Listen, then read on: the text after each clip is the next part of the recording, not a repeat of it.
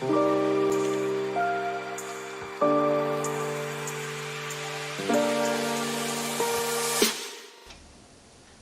अमजद अली पट्टी एक नवे इंटरव्यू के नाल हाजिर खिदमत।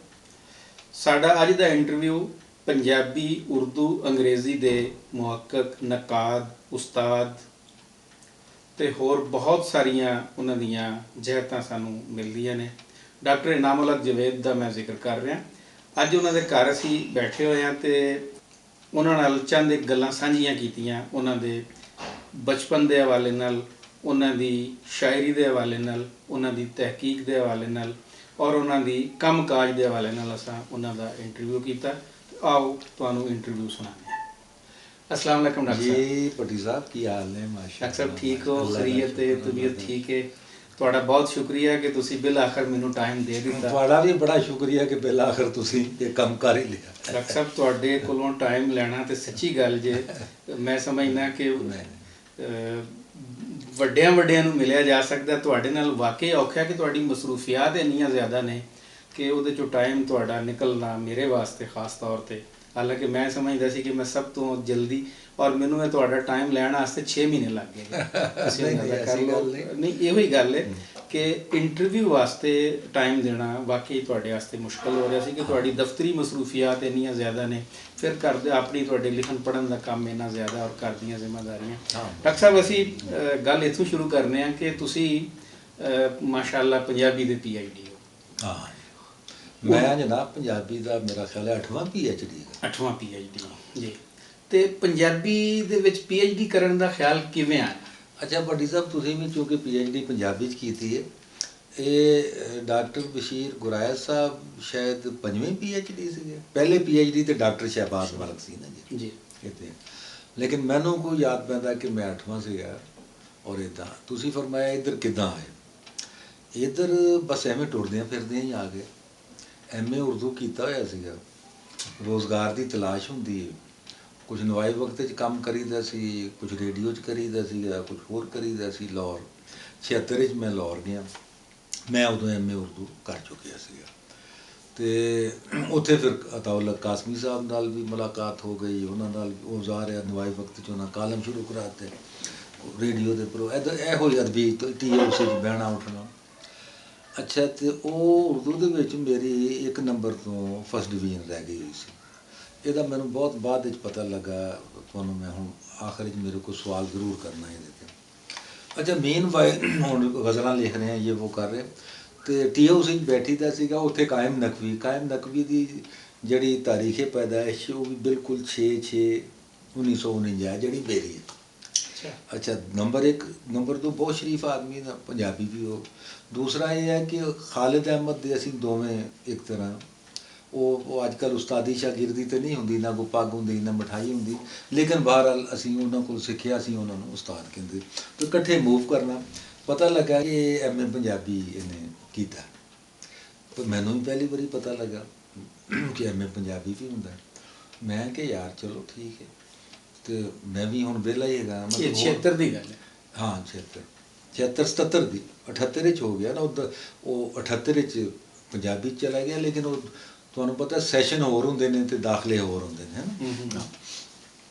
ਅਤੇ ਉਹ 76 'ਚ ਮੈਂ ਉੱਥੇ ਗਿਆ ਸੀ, 77 ਦੇ ਕਰੀਬ ਇਹ ਗੱਲ ਹੋਈ। ਮੈਂ ਉਹ ਸੋਚਿਆ ਯਾਰ ਮੈਂ ਵੀ ਕਿਉਂ ਨਾ ਪੰਜਾਬੀ ਕਰ ਲਵਾਂ। ਉਹ ਦੇਖਿਆ ਪੰਜਾਬੀ ਨਸਰ ਪੜ੍ਹਨ ਲੱਗੇ ਅਤੇ ਪੜ੍ਹੀ ਨਾ ਜਾਵੇ, ਬੜੀ ਔਖੀ ਲੱਗੀ। ਉਹ ਖੈਰ ਉਹ ਕਾਇਮ ਨਕਵੀਆ ਦੋਸਤਾਂ ਨੇ ਦੱਸਿਆ ਕੋਈ ਮਸਲਾ ਨਹੀਂ, ਹਫ਼ਤੇ 'ਚ ਬੰਦਾ ਰਵਾਂ ਹੋ ਜਾਂਦਾ ਆਦਤ। ਅੱਛਾ, ਹੁਣ ਉਹ ਮੈਂ ਪੜ੍ਹ ਲਈ ਅਤੇ ਮੈਂ ਆਪਣਾ ਕਰਦਿਆਂ ਕਰਾਉਂਦਿਆਂ ਇਮਤਿਹਾਨ ਦੇ ਦਿੱਤਾ, ਗਾਈਡਾਂ ਸ਼ਾਈਡਾਂ ਲੈ ਲਈਆਂ। ਹਲਕੇ ਦਾ ਮੈਂ ਸੈਕਟਰੀ ਵੀ ਸੀਗਾ, ਹਲਕਾ ਅਰਬਾਬੇ ਗਾਲਿਬ ਦਾ, ਅਤੇ ਇਮਤਿਹਾਨ ਦੇ ਦਿੱਤਾ ਮੈਂ। ਬਸ ਜਿੱਦਾਂ ਰਵਾ ਰਵੀ 'ਚ ਐਵੇਂ ਮੈਂ MA ਤਾਂ ਉਰਦੂ ਕੀਤਾ ਹੋਇਆ ਸੀ ਕਿ ਵੀ। ਅੱਛਾ, ਉਹ ਜਿਸ ਵੇਲੇ ਰਿਜ਼ਲਟ ਵਗੈਰਾ ਆਉਣਾ ਸੀਗਾ, ਅਤੇ ਉਹਦੇ ਤੋਂ 2 ਦਿਨ ਪਹਿਲੇ ਸ਼ਹਿਬਾਜ਼ ਮਲਕ ਸਾਹਿਬ ਨਾਲ ਕਿਤੇ ਬਹੁਤ ਮਤਲਬ ਮੈਂ ਇੱਦਾਂ ਹੀ ਸਮਝਦਾ ਹੋਵਾਂਗਾ ਕਿ ਕਦੀ ਕਿਸੇ ਸਲਾਮ ਦੁਆ ਵੀ ਹੋ ਜਾਏ ਜਾਂ ਹੱਥ ਵੀ ਮਿਲਾਉਣ ਦਾ ਮੌਕਾ ਮਿਲ ਜਾਏ ਤਾਂ ਮੇਰੇ ਲਈ ਬੜੀ ਬਹੁਤ ਅਜ਼ਮਤ ਦੀ ਗੱਲ ਅਜ਼ਮਤ ਦੀ ਹੋਏਗੀ, ਕਿਉਂਕਿ ਉਦੋਂ ਤਾਂ ਮੈਂ ਬਾਹਰ ਹੀ ਸੀ ਨਾ, ਯੂਨੀਵਰਸਿਟੀ ਦਾ ਤਾਂ ਮੂੰਹ ਨਹੀਂ ਸੀ ਦੇਖਿਆ, ਪ੍ਰਾਈਵੇਟ ਦੇ ਰਿਹਾ ਸੀ। ਅੱਛਾ, ਮੈਨੂੰ 2-3 ਦਿਨ ਰਿਜ਼ਲਟ ਨਿਕਲਣ ਤੋਂ ਪਹਿਲੇ ਖਾਜਾ ਜ਼ਕਰੀਆ ਸਾਹਿਬ, ਉਹ ਮੇਰੇ ਬਹੁਤ ਮਿਹਰਬਾਨ ਵੀ ਸੀਗੇ। ਉਰਦੂ ਦੇ ਹਵਾਲੇ ਨਾਲ ਸਦਾਰਤਾਂ ਵੀ ਸਾਡੀਆਂ ਕਰਦੇ ਸੀ। ਉਹ ਮੇਰਾ ਕਾਲਮ ਸ਼ਾਲਮ ਜੇ ਉਹ ਦੀ ਵਜ੍ਹਾ ਨਾਲ ਇੱਕ ਓਬੀਡੀਐਂਸ ਵੀ ਸੀ ਮੇਰੀ। ਤੇ ਉਹ ਕਹਿਣ ਲੱਗੇ ਤੁਸੀਂ ਐਮਏ ਪੰਜਾਬੀ ਦਾ ਵੀ ਇਮਤਿਹਾਨ ਦਿੱਤਾ ਹੈ? ਤੇ ਉਸ ਵਿੱਚ ਬੈਠੇ ਸੀ। ਮੈਂ ਕਿਹਾ ਹਾਂ ਜੀ। ਕਹਿਣ ਲੱਗੇ ਫਿਰ ਤੇਰੀ ਫਸਟ ਪੋਜੀਸ਼ਨ ਆ ਰਹੀ ਹੈ ਉੱਥੇ। ਮੇਰੇ ਲਈ ਤਾਂ ਕੋਈ, ਮੈਂ ਤਾਂ ਉਹ ਰਵਾ ਰਵੀ 'ਚ ਹੀ ਦਿੱਤਾ ਸੀ ਆਪਣੇ ਤੌਰ 'ਤੇ। ਅਤੇ ਉਹ ਅੱਜ ਹੋ ਗਿਆ ਫਾਈਨਲ ਉੱਥੇ ਨਾ। ਡਾਕਟਰ ਵਹੀਦ ਕੁਰੈਸ਼ੀ ਸਾਹਿਬ ਪ੍ਰਿੰਸੀਪਲ ਵੀ ਸੀਗੇ ਅਤੇ ਸ਼ਾਇਦ ਡੀਨ ਵੀ ਸੀ ਓਰੀਐਂਟਲ ਕਾਲਜ ਦੇ, ਅਤੇ ਚੇਅਰਮੈਨ ਸੀਗੇ ਸ਼ਹਿਬਾਜ਼ ਮਲਿਕ ਸਾਹਿਬ। ਮੈਂ ਕਿਹਾ ਜੀ ਅੱਛਾ। ਕਹਿੰਦੇ ਨੇ ਕਿ ਮੇਰੇ ਕੋਲੋਂ ਵੀ ਪੁੱਛਿਆ ਗਿਆ ਸੀਗਾ, ਉਹ ਵੀ ਉਸ ਕਮੇਟੀ ਦੇ ਮੈਂਬਰ ਹੋਣਗੇ। ਅਤੇ I told them that he is I know him. ਮੈਂ ਖਤਮ ਹੋ ਗਈ ਗੱਲ ਸਰ। ਉਹ ਰਿਜ਼ਲਟ ਨਿਕਲਿਆ ਅਤੇ ਮੇਰੇ ਲਈ ਤਾਂ ਬੜੀ ਅਚੰਭੇ ਦੀ ਗੱਲ ਸੀਗੀ ਕਿ ਗੋਲਡ ਮੈਡਲ ਹੁੰਦਾ ਤਾਂ ਨਹੀਂ ਸੀ, ਲੇਕਿਨ ਆਈ ਵਾਜ਼ ਗੋਲਡ ਮੈਡਲਿਸਟ ਜਦੋਂ ਟੌਪ ਤੁਸੀਂ ਕੀਤਾ। ਖੈਰ ਉਹ ਫਿਨਿਸ਼ ਹੋ ਗਈ ਗੱਲ। ਹੁਣ ਇੱਥੋਂ ਦੋ ਨੁਕਤੇ ਹੋਰ ਨਿਕਲਦੇ ਨੇ। ਇੱਕ ਨੁਕਤਾ ਇਹ ਨਿਕਲਦਾ ਕਿ ਮੈਂ ਪੰਜਾਬੀ 'ਚ ਟੌਪ ਕਿਉਂ ਕੀਤਾ ਅਤੇ ਉਰਦੂ 'ਚ 1 ਨੰਬਰ ਤੋਂ ਫਸਟ ਡਿਵੀਜ਼ਨ ਕਿਉਂ ਰਹਿ ਗਈ। ਇਹ ਮੈਂ ਅਗਲੇ ਸਟੂਡੈਂਟਸ ਵਾਸਤੇ ਇਹ ਮੈਂ ਗਾਈਡਲਾਈਨ ਦੇ ਰਿਹਾ। ਐਮਏ 'ਚ ਇਸ ਕਰਕੇ ਕਿ ਉਦੋਂ ਮੈਨੂੰ ਹਾਲੇ ਇੰਨਾ ਪਤਾ ਨਹੀਂ ਸੀ, ਅਤੇ ਜਿਨ੍ਹਾਂ ਕੋਲੋਂ ਮੈਂ ਪਤਾ ਕੀਤਾ ਨਾ, ਕਿਉਂਕਿ ਉਹ ਵੀ ਪ੍ਰਾਈਵੇਟ ਹੀ ਦਿੱਤਾ ਸੀ, ਉਹਨਾਂ ਕਿਹਾ ਭਾਈ ਜੀ ਤੁਸੀਂ ਨਾ ਆਪਣਾ ਸੈਯਦ ਅਬਦੁੱਲਾ ਦੀ ਕੋਟੇਸ਼ਨ, ਇਹਤਸ਼ਾਮ ਫਲਾਂ, ਇਹ ਜਿੰਨੇ ਤੁਹਾਡੇ ਪ੍ਰੋਫੈਸਰ ਨੇ ਇਹਨਾਂ ਦੀਆਂ ਕੋਟੇਸ਼ਨਾਂ ਪਾਓਗੇ ਤਾਂ ਪਾਸ ਹੋਣਾ, ਕਿਉਂਕਿ ਇਹਨਾਂ ਨੇ ਪੇਪਰ ਤੁਹਾਡੇ ਦੇਖਣੇ ਆ। ਦਲੀਲ ਉਹਨਾਂ ਦੀ ਠੀਕ ਸੀ। ਮੈਂ ਇਹੋ ਹੀ ਕੰਮ ਕੀਤਾ ਔਰ ਮੈਂ ਐਮਏ ਅਗਰ ਇਹ ਕੰਮ ਨਾ ਕਰਦਾ ਤਾਂ ਸ਼ਾਇਦ ਐਮਏ ਉਰਦੂ 'ਚ ਵੀ ਮੈਂ ਟੌਪ ਕਰਦਾ, ਜਿੰਨਾ ਮੇਰਾ ਅੰਦਰੋਂ ਉਹਦਾ ਬਾਹਰੋਂ ਮੁਤਾਲਿਆ ਸੀਗਾ ਔਰ ਅੰਦਰੋਂ ਜਿੰਨਾ ਮੈਂ ਉਹਨੂੰ ਪੜ੍ਹਦਾ ਰਹਿੰਦਾ ਸੀਗਾ। ਕਿ ਰਾਜੇ ਜਦੋਂ ਮੈਂ ਪੰਜਾਬੀ ਕੀਤਾ ਅਤੇ ਮੈਂ ਇੱਦਾਂ ਹਲਕੀਆਂ ਦੀਆਂ ਗੱਲਾਂ ਇੱਧਰੋਂ ਉੱਧਰੋਂ ਜਿਹੜੀਆਂ ਰੈਲੀਵੈਂਟ ਨੇ, ਕਿਸੇ ਸ਼ੇਰ ਦਾ ਅਗਰ ਤਰਜਮਾ ਕਰਨਾ ਹੈ ਜਾਂ ਉਹ ਦੱਸਣਾ ਤਸ਼ਰੀਹ ਕਰਨੀ ਹੈ ਤਾਂ ਆਈ ਨੋ ਕਿੱਦਾਂ ਹੈ, ਜਾਂ ਵਾਰਿਸ ਸਾਹਿਬ ਨੂੰ ਡਿਪਿਕਟ ਕਰਨਾ ਹੈ, ਇਹ ਜਿੱਦਾਂ ਹਲਕੀਆਂ ਦੀ ਮੈਂ ਉਹ ਲਿਖੀ ਸਾਰੀ ਐਂਡ ਆਈ ਗੋਟ। ਅਤੇ ਇਹ ਜਿਹੜਾ ਨਾ ਇਹ ਮੈਂ ਤਾਂ ਦੱਸਣਾ ਚਾਹ ਰਿਹਾ ਕਿ ਵੀ ਇਹ ਨਹੀਂ ਕਰਨਾ ਚਾਹੀਦਾ। ਉਹ ਜਦੋਂ ਕਾਪੀ ਬਾਅਦ ਵਿੱਚ ਮੈਂ ਆਪ ਜਦੋਂ ਮੁਮਤਹਿਨ ਬਣਿਆ ਉਦੋਂ ਮੈਨੂੰ ਪਤਾ ਲੱਗਾ ਕਿ 200 ਪਰਚਾ ਆਇਆ ਮੇਰੇ ਕੋਲ, ਹਰ ਬੰਦਾ ਇੱਕੋ ਹੀ ਫਿਕਰੇ ਤੋਂ ਸ਼ੁਰੂ ਕਰ ਰਿਹਾ ਜਿਹੜਾ ਉਹਨੇ ਉਸ ਗਾਈਡ ਤੋਂ ਜਾਂ ਕਿਤਾਬ ਤੋਂ ਪੜ੍ਹਿਆ। ਉਹ ਅਸੀਂ ਵੀ ਅਸੈਸਮੈਂਟ ਜਿਹਨੇ ਕੋਈ ਨਵੇਂ ਪਾਸਿਓਂ ਸ਼ੁਰੂ ਕੀਤਾ ਉਹਨੂੰ ਇੱਕਦਮ ਬੰਦਾ ਸੋਚਦਾ ਯਾਰ ਇਹਦੇ 'ਚ ਕੁਝ ਹੋਏਗਾ, ਔਰ ਦੈਨ ਹੀ ਸੀਜ਼। ਔਰ ਫਿਰ ਇਹ ਜਿਹੜੀ ਸਾਡੇ ਆਪਣਾ ਮਾਰਕਿੰਗ ਹੈ, ਇਹ ਤੁਹਾਨੂੰ ਪਤਾ ਇਹ ਕੋਈ ਮਈਅਰਡ ਮਾਰਕਿੰਗ ਨਹੀਂ ਹੈਗੀ ਕਿ ਜੀ ਇਹ 1 ਕਿਲੋ ਦੁੱਧ ਦੇਗਾ ਤੇ ਇਹ ਮਈਅਰਡ ਸਾਇੰਟੀਫਿਕ ਕੋਈ ਅਸੂਲ ਨਹੀਂ ਇਹਦਾ। ਤੁਹਾਡਾ ਵੇਵ ਆਫ ਮਾਈਂਡ ਹੈ, ਤੁਹਾਨੂੰ ਅੱਛਾ ਲੱਗਾ ਕਿਸੇ ਦੇ ਇੱਕ ਸਫਾ ਵੀ ਉਹਨੇ ਲਿਖ ਕੇ ਐਸਾ ਦੇ ਦਿੱਤਾ ਜਿਹੜਾ ਨਵਾਂ ਹੈ, ਤੁਸੀਂ ਕਹਿੰਦੇ he is innovative, he has brought something. So ਇਹ ਬਿਲਕੁਲ ਸਹੀ ਜੀ ਡਾਕਟਰ ਸਾਹਿਬ। ਚਲੋ ਇਹ ਤਾਂ ਪਤਾ ਲੱਗ ਗਿਆ ਕਿ ਤੁਸੀਂ ਸਟਾਰਟ ਇਸ ਤਰ੍ਹਾਂ ਲਿਆ ਕਿ ਤੁਸੀਂ ਜਦੋਂ ਲਾਹੌਰ ਗਏ ਅਤੇ ਤੁਸੀਂ ਆਪਣੀ PhD ਦੀ ਤਰਫ ਸਫ਼ਰ ਸ਼ੁਰੂ ਕਰ ਦਿੱਤਾ। ਜਦੋਂ ਨਹੀਂ ਸਫ਼ਰ ਨਹੀਂ, ਅੱਛਾ ਅੱਗੇ ਵੀ ਦੱਸ ਦਿੰਦਾ ਤੁਹਾਨੂੰ। ਇਹ ਤਾਂ ਹੋ ਗਿਆ, ਰਿਜ਼ਲਟ ਨਿਕਲ ਆਇਆ। ਫਿਰ ਮੈਨੂੰ ਉਹਨਾਂ ਨੇ ਕਿਹਾ ਜੀ ਡਾਕਟਰ ਸ਼ਹਿਬਾਜ਼ ਮਲਿਕ ਸਾਹਿਬ ਨੂੰ ਔਰ ਵਹੀਦ ਕੁਰੈਸ਼ੀ ਸਾਹਿਬ ਨੂੰ ਮਿਲ ਲਓ। ਜ਼ਾਹਰ ਮੇਰਾ ਅੱਛਾ ਹਫੀਜ਼ ਤਾਇਬ ਸਾਹਿਬ ਵੀ ਉੱਥੇ ਸੀਗੇ, ਉਹ ਚੂँਕਿ ਸ਼ਾਇਰ ਸੀ, ਉਹਨਾਂ ਨਾਲ ਉੱਠਣਾ ਬਹਿਣਾ ਹੁੰਦਾ ਸੀ। ਉਹਨਾਂ ਨੂੰ ਮੈਂ ਕਿਹਾ ਹਫੀਜ਼ ਸਾਹਿਬ ਨੂੰ ਬੜੇ ਮਿਹਰਬਾਨ ਵੀ ਸੀਗੇ ਜ਼ਾਹਰ, ਜਿਹੜੇ ਸ਼ਾਇਰ ਸੀਨੀਅਰ ਹੁੰਦੇ ਨੇ ਉਹ ਜੂਨੀਅਰ ਦੇ ਨਾਲ। ਔਰ ਫਿਰ ਅਹਿਮਦ ਨਦੀਮ ਕਾਸਿਮੀ ਸਾਹਿਬ ਕੋਲ ਇਕੱਠੇ ਬੈਠਣਾ। ਉਹ ਫਿਰ ਮੈਂ ਸ਼ਹਿਬਾਜ਼ ਮਲਿਕ ਸਾਹਿਬ ਨੂੰ ਮਿਲਿਆ, ਇਸਲਾਮ ਦਾ ਉਹੀ ਪਤਾ ਲੱਗਾ। ਡਾਕਟਰ ਵਹੀਦ ਕੁਰੈਸ਼ੀ ਸਾਹਿਬ ਨੂੰ ਮਿਲਿਆ ਅਤੇ ਉਹ ਚੂँਕਿ 35 ਸੈਟੇ ਉਹਨਾਂ ਨੇ ਕਿਹਾ ਜੀ PhD ਉਦੋਂ PhD ਤੇ ਫਜ਼ੂਲ ਸੀ ਨਾ, ਨਾ ਕੁਝ ਲੱਭਦਾ ਸੀ, ਨਾ ਲੈਣਾ ਨਾ ਦੇਣਾ, ਮੈਂ ਕੁਝ ਵੀ ਨਹੀਂ ਸੀ ਨਾ, ਮਤਲਬ ਸਿਵਾਏ ਦੇ ਕਿ ਤੁਹਾਨੂੰ ਕਿਤੇ ਨੌਕਰੀ ਹੋਵੇ ਤਾਂ ਉਹਦੇ ਲਈ। ਹੁਣ ਤਾਂ ਅੱਜ ਕੱਲ੍ਹ MPhil ਔਰ PhD, ਉਦੋਂ ਤਾਂ MPhil ਵੀ ਨਹੀਂ, ਕੋਈ ਕੋਰਸ ਵਰ ਨਥਿੰਗ, ਇਟ ਵਾਜ਼ ਐਵੇਂ ਹਲਕਾ ਜਿਹਾ ਤੁਸੀਂ ਕਾਗਜ਼ ਲਿਖ ਕੇ ਦੇਣਾ ਅਤੇ ਡਾਇਰੈਕਟ। ਤਾਂ ਉਹ ਦੋਵਾਂ ਨੇ ਕਿਹਾ ਜੀ PhD ਦਾਖਲਾ। ਮੇਰੀ ਫਿਰ ਆਉਣ ਜਾਣ ਵੀ ਹੋ ਗਿਆ, ਮੁਲਾਕਾਤਾਂ ਹੋ ਗਈਆਂ। ਫਿਰ ਸੱਚੀ ਗੱਲ ਇਹ ਹੈ ਕਿ ਮੈਂ ਤਾਂ ਸ਼ਾਇਰ ਹੀ ਸੀਗਾ, MA ਕਰ ਲਿਆ ਹੋਇਆ ਸੀ, ਔਰ ਮੈਂ ਕਦੀ ਵੀ PhD ਨਹੀਂ ਸੀ ਕਰਨਾ, ਬਿਲਕੁਲ ਵੀ ਨਹੀਂ ਸੀ ਕਰਨਾ, ਧਿਆਨ ਵੀ ਨਹੀਂ ਸੀ, ਸੋਚਿਆ ਵੀ ਨਹੀਂ ਸੀ ਕਿ ਤਹਿਕੀਕ। ਲੇਕਿਨ ਸ਼ਹਿਬਾਜ਼ ਮਲਿਕ ਸਾਹਿਬ ਉਹ ਵਾਹਿਦ ਬੰਦੇ ਨੇ ਜਿਨ੍ਹਾਂ ਨੇ ਮੈਨੂੰ ਇੱਧਰ ਲਾਇਆ, ਆਹਿਸਤਾ ਆਹਿਸਤਾ ਟ੍ਰੇਨਿੰਗ ਦਿੱਤੀ। ਟ੍ਰੇਨਿੰਗ ਤਾਂ ਕੀ, ਅਸੀਂ ਤਾਂ ਬਾਹਰੋਂ ਹੀ ਆਉਂਦੇ ਸੀ, ਲੇਕਿਨ ਇਹ ਕਿ ਉਹਨਾਂ ਨੇ ਜ਼ਿਹਨ ਵਿੱਚ ਇੱਕ ਮੋਟੀਵੇਟ ਕੀਤਾ ਕਿ ਨਹੀਂ ਤੂੰ ਇਹ ਲਿਖ ਕੇ ਲਿਆ, ਇਹ ਕਰ ਇਹ ਕਰ। ਫਿਰ ਉਹਨਾਂ ਨੇ ਇੱਕ ਕਿਤਾਬ ਮੇਰੇ ਕੋਲੋਂ ਬਣਵਾਈ, ਅਜੋਕੀ ਕਹਾਣੀ ਦੀਆਂ 6 ਕਹਾਣੀਆਂ, ਉਹ ਬਣਵਾਈ। ਫਿਰ ਮੈਨੂੰ ਪਰਖਾਂ ਵਾਲ ਵੀ ਉਹਨਾਂ ਲਾਇਆ ਕਿ ਕਿਤਾਬ ਵੀ ਲੈ ਕੇ ਆ ਤਾਂ ਤੈਨੂੰ ਇਹ। ਅੱਛਾ ਉਹਨਾਂ ਨੇ ਕਾਫੀ ਸਾਰੇ ਮੈਨੂੰ ਨਾ, ਉਹ ਫਿਰ ਇੱਕ ਐਸੀ ਮੁਹੱਬਤ ਹੀ ਪੈਦਾ ਹੋਈ। ਉਹ ਡਾਕਟਰ ਵਹੀਦ ਕੁਰੈਸ਼ੀ ਸਾਹਿਬ ਨਾਲ ਵੀ ਜ਼ਾਹਰ ਹੈ। ਫਿਰ ਮੈਂ ਕਾਲਮ ਸ਼ਾਲਮ ਵੀ ਲਿਖਦਾ ਸੀ ਔਰ ਨਵਾਏ ਵਕਤ 'ਚ ਲਿਖਦਾ ਸੀਗਾ, ਉਹਦਾ ਵੀ ਮੇਰਾ ਆਪਣਾ ਵੀ ਇੱਕ ਉਹ ਲੈਵਲ ਬਣਦਾ ਸੀ। ਤੇ ਖੈਰ ਉਹ ਫਿਰ ਇਹਨਾਂ ਨੇ ਸਮਝੋ ਕਿ ਆਪਣਾ ਸ਼ਹਿਬਾਜ਼ ਮਲਿਕ ਸਾਹਿਬ ਨੇ ਟਿੱਕਾ ਬਿਲ ਦਿੱਤਾ। ਜਬਰ ਬਿਲ ਜਬਰ ਟਿੱਕਾ ਹੀ ਦਿੱਤਾ ਹਾਂ, ਤੁਹਾਨੂੰ। ਬਿਲਕੁਲ ਇਹ ਉਹਨਾਂ ਦਾ ਇਹਸਾਨ ਹੈ। ਅੱਜ ਤੇ ਮੈਂ ਇਹਸਾਨ ਹੀ ਮੰਨਦਾ ਨਾ, ਜ਼ਾਹਿਰ ਹੈ ਹੀ ਉਹਨਾਂ ਦਾ ਇਹਸਾਨ, ਵਰਨਾ ਤੇ ਬੰਦਾ ਸ਼ਾਇਰ ਹੁੰਦਾ ਤੇ ਕਿਤੇ ਲੈਕਚਰਰ ਹੋ ਗਿਆ ਹੁੰਦਾ। ਬਿਲਕੁਲ ਤੇ ਬਹਰਹਾਲ ਉਦੋਂ ਕੋਈ ਅਟਰੈਕਸ਼ਨ ਨਹੀਂ, ਬਹਰਹਾਲ ਉਹਨਾਂ ਨੇ ਫਿਰ ਕਰਾਇਆ। ਉਹਦੇ ਬਾਅਦ ਡਾਕਟਰ ਵਹੀਦ ਕੁਰੈਸ਼ੀ ਸਾਹਿਬ ਮੇਰੇ ਗਾਈਡ ਮੁਕਰਰ ਹੋ ਗਏ। ਤੇ ਉਹਦੇ ਬਾਅਦ ਉਹ ਡਾਕਟਰ ਵਹੀਦ ਕੁਰੈਸ਼ੀ ਸਾਹਿਬ ਇੱਥੇ ਆ ਗਏ, ਮੁਕਤਦਰਾ ਕੌਮੀ ਜ਼ੁਬਾਨ ਦੇ ਚੇਅਰਮੈਨ ਹੋ ਗਏ। ਇਹ ਕੁਦਰਤ ਤੁਹਾਨੂੰ ਆਹਿਸਤਾ ਆਹਿਸਤਾ ਉਹ ਨਾ ਆਉਂਦੇ ਤੇ ਸ਼ਾਇਦ ਫਿਰ ਵੀ ਮੈਂ ਨਹੀਂ ਸੀ ਕਰਨਾ। ਮੈਂ ਲੱਗਾ ਰਹਿੰਦਾ, ਕਹਿੰਦੇ ਰਹਿੰਦੇ ਮਲਿਕ ਸਾਹਿਬ, ਚੱਲਦੇ ਰਹਿੰਦੇ ਜਿੱਦਾਂ ਬੱਚੇ ਹੁੰਦੇ ਨਾ ਖਲੰਡਰੇ ਹੁੰਦੇ। ਯਾਨੀ ਕਿ ਤੁਸੀਂ ਲਾਹੌਰੋਂ ਪਿੰਡੀ ਇਸਲਾਮਾਬਾਦ ਮੈਂ 82 'ਚ ਮੈਂ ਆ ਗਿਆ ਇੱਧਰ ਸ਼ਿਫਟ ਹੋ ਗਏ। 82 ਦੇ ਵਿੱਚ ਮੈਂ ਆ ਗਿਆ। ਇਹ ਮੈਂ 79 'ਚ ਲਿਆ ਸੀਗਾ ਟਾਪਿਕ, ਠੀਕ ਹੈ। 5 ਸਾਲ ਹੁੰਦੇ ਸੀ ਉਦੋਂ ਵੀ। ਖੈਰ 79 'ਚ ਕਲੋਜ਼ ਕੀਤਾ, 80 ਦੇ ਵਿੱਚ ਮਿਲ ਗਿਆ ਟਾਪਿਕ। 79 ਤੱਕ ਦਾ ਪੀਰੀਅਡ ਸੀ ਤੇ ਮੈਂ ਇੱਥੇ academy of letters the research officer ਦੇ ਤੌਰ ਤੇ ਸਿਲੈਕਟ ਹੋ ਕੇ ਇੱਥੇ ਆ ਗਿਆ। ਬਸ ਫਿਰ ਕਿੰਨੇ ਧਿਆਨ ਦੇਣਾ ਸੀ ਕਿਤੇ। तो डॉक्टर वहीद कुरैशी साहब भी उन्ने ही यानी मुशफ़िक़ व मेहरबान रहे जिन्हें इब्तदाई दौर मलिक साहब से कि उन्होंने करके तो अलाटमेंट करा दी थी। अगों फिर मलिक साहब वहीद साहब कभी कभी तो पूछते थे जो कभी जाना, लेकिन कोई वो जो मुक्तदरा दे होके आ गए इत्थे सदर नशीन तो फिर उन्होंने जनाब मैनू भी मुक्तदरा च लै आंदा, डॉक्टर अतिश दुरानी नूं भी लै आंदा, अपने जिन्ने भी अच्छे शागिर्द ਸੀ ਉਹਨਾਂ ਦੇ ਉਹਨਾਂ ਨੂੰ ਤੇ ਨਾਲ ਫਿਰ ਉਹਨਾਂ ਨੇ PhD ਦਾ ਜਿਹੜਾ ਨਾ ਬਿਲਕੁਲ ਉਹ ਅੰਗੂਠਾ ਗਰਦਨ। ਖੁਸ਼ਕਿਸਮਤ ਹੋ ਡਾਕਟਰ ਸਾਹਿਬ ਕਿ ਤੁਸੀਂ ਉਸਤਾਦਾਂ ਦੀ ਮਿਹਰਬਾਨੀ ਦੇ ਨਾਲ, ਮਤਲਬ ਤੁਹਾਡੀ ਆਪਣੀ ਇਨੀਸ਼ੀਏਟਿਵ ਵੀ ਹੋਏਗੀ ਜ਼ਾਹਿਰ ਹੈ, ਲੇਕਿਨ ਇਨੀਸ਼ੀਏਟਿਵ ਮੇਰਾ ਬੜਾ ਘੱਟ ਸੀਗਾ ਸੱਚੀ ਦੱਸਾਂ। ਇਹ ਸ਼ਹਿਬਾਜ਼ ਮਲਿਕ ਸਾਹਿਬ ਨੇ ਤਾਂ ਬਹੁਤ ਜ਼ਿਆਦਾ ਜਿੱਦਾਂ ਹੁੰਦਾ ਨਾ ਕੀਤਾ। ਉਹਦੇ ਬਾਅਦ ਜਦੋਂ ਲੈ ਵੀ ਲਿਆ, ਕਰ ਲਿਆ, ਥੋੜ੍ਹਾ ਬਹੁਤ ਤੇ ਹੁੰਦਾ ਹੀ ਹੈ ਚਲੋ, ਲੇਕਿਨ ਮਿਹਨਤ ਕਰਨੀ ਪੈਂਦੀ ਬੜੀ। ਉਹ ਬੜਾ ਮੁਸ਼ਕਿਲ ਹੁੰਦਾ ਹੈ ਉਸ ਏਜ ਜਿਹੜਾ ਸ਼ਾਇਰ ਵੀ ਹੋਵੇ ਔਰ ਮੁਸ਼ਾਇਰੇ ਵੀ ਪੜ੍ਹ ਰਿਹਾ ਹੋਵੇ ਔਰ ਅੱਛੇ ਸ਼ਾਇਰੀ ਤੋਂ ਡਾਕਟਰ ਸਾਹਿਬ ਯਾਦ ਆਇਆ ਕਿ ਤੁਸੀਂ ਲਾਹੌਰ ਦਾ ਤੁਹਾਡੇ ਬਹੁਤ ਸਾਰੇ ਤੁਸੀਂ ਮਾਨਾਮਾ ਫਾਨੂਸ ਦੇ ਵਿੱਚ ਜੀ ਐਡੀਟਰ ਰਹੇ ਤੁਸੀਂ ਉੱਥੇ। ਕਦੀਰ ਸ਼ਦਾਈ ਸਾਹਿਬ ਦੇ ਕੋਲ ਬਹੁਤ ਸਾਰੇ ਅਸਾਤਜ਼ਾ ਦਾ ਔਰ ਦੋਸਤਾਂ ਦਾ ਆਣਾ ਜਾਣਾ ਸੀ।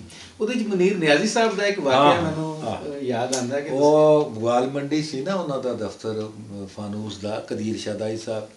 ਉਹ ਖੈਰ ਜਦੋਂ ਮੁਲਾਕਾਤ ਹੋਈ ਤੇ ਉਹ ਤੇ ਐਵੇਂ ਹੋਈ ਸੀਗੀ ਕਿਸੇ ਤਰੀਕੇ ਨਾਲ। ਮੈਂ ਕਿਸੇ ਨੇ ਫਿਰ ਉਹਦੇ ਬਾਅਦ ਉਹ ਬਿਲਕੁਲ ਪਤਾ ਲੱਗਾ ਸਾਡੇ ਰਾਈ ਬਰਾਦਰੀ 'ਚੋਂ ਨੇ, ਫਿਰ ਉਹ ਰਿਸ਼ਤੇਦਾਰੀ, ਫਿਰ ਉਹ ਬਹੁਤ ਜ਼ਿਆਦਾ ਉਹਨਾਂ ਦੀ ਜਿਹੜੀ ਵਾਈਫ ਸੀ ਉਹ ਮੇਰੀ ਸਗੀ ਭੈਣ ਬਣ ਗਈ। तो एक मेरे अंदर भी है मिकनातीसीयत, जिथे मेरे अंदर लोहा हैगा जिथे मिकनातीस होवे उत्थे मैं नाल चंबड़ जां। तो फिर ऐसा हो गया तो उत्थे मैं बहता सी सारा दिन। उधरों लंघीदा सी ते मुसंसर हुसैन तारड़ साहब दे वालिद साहब की भी दुकान सी ना, बीजां दा बहुत बड़ा कारोबार सी इन्हां दा। उत्थों ही लंघीदा सी ते गवाल मंडी वल जांदे वो देखीदा सी कि इत्थे वो दसदे सी जी इह जगह है जिथे सिद्दीकी सागर सिद्दीकी साहब ਆਪਣੇ ਉਹਦੇ ਨਾਲ ਬੈਠੇ ਹੁੰਦੇ ਸੀਗੇ।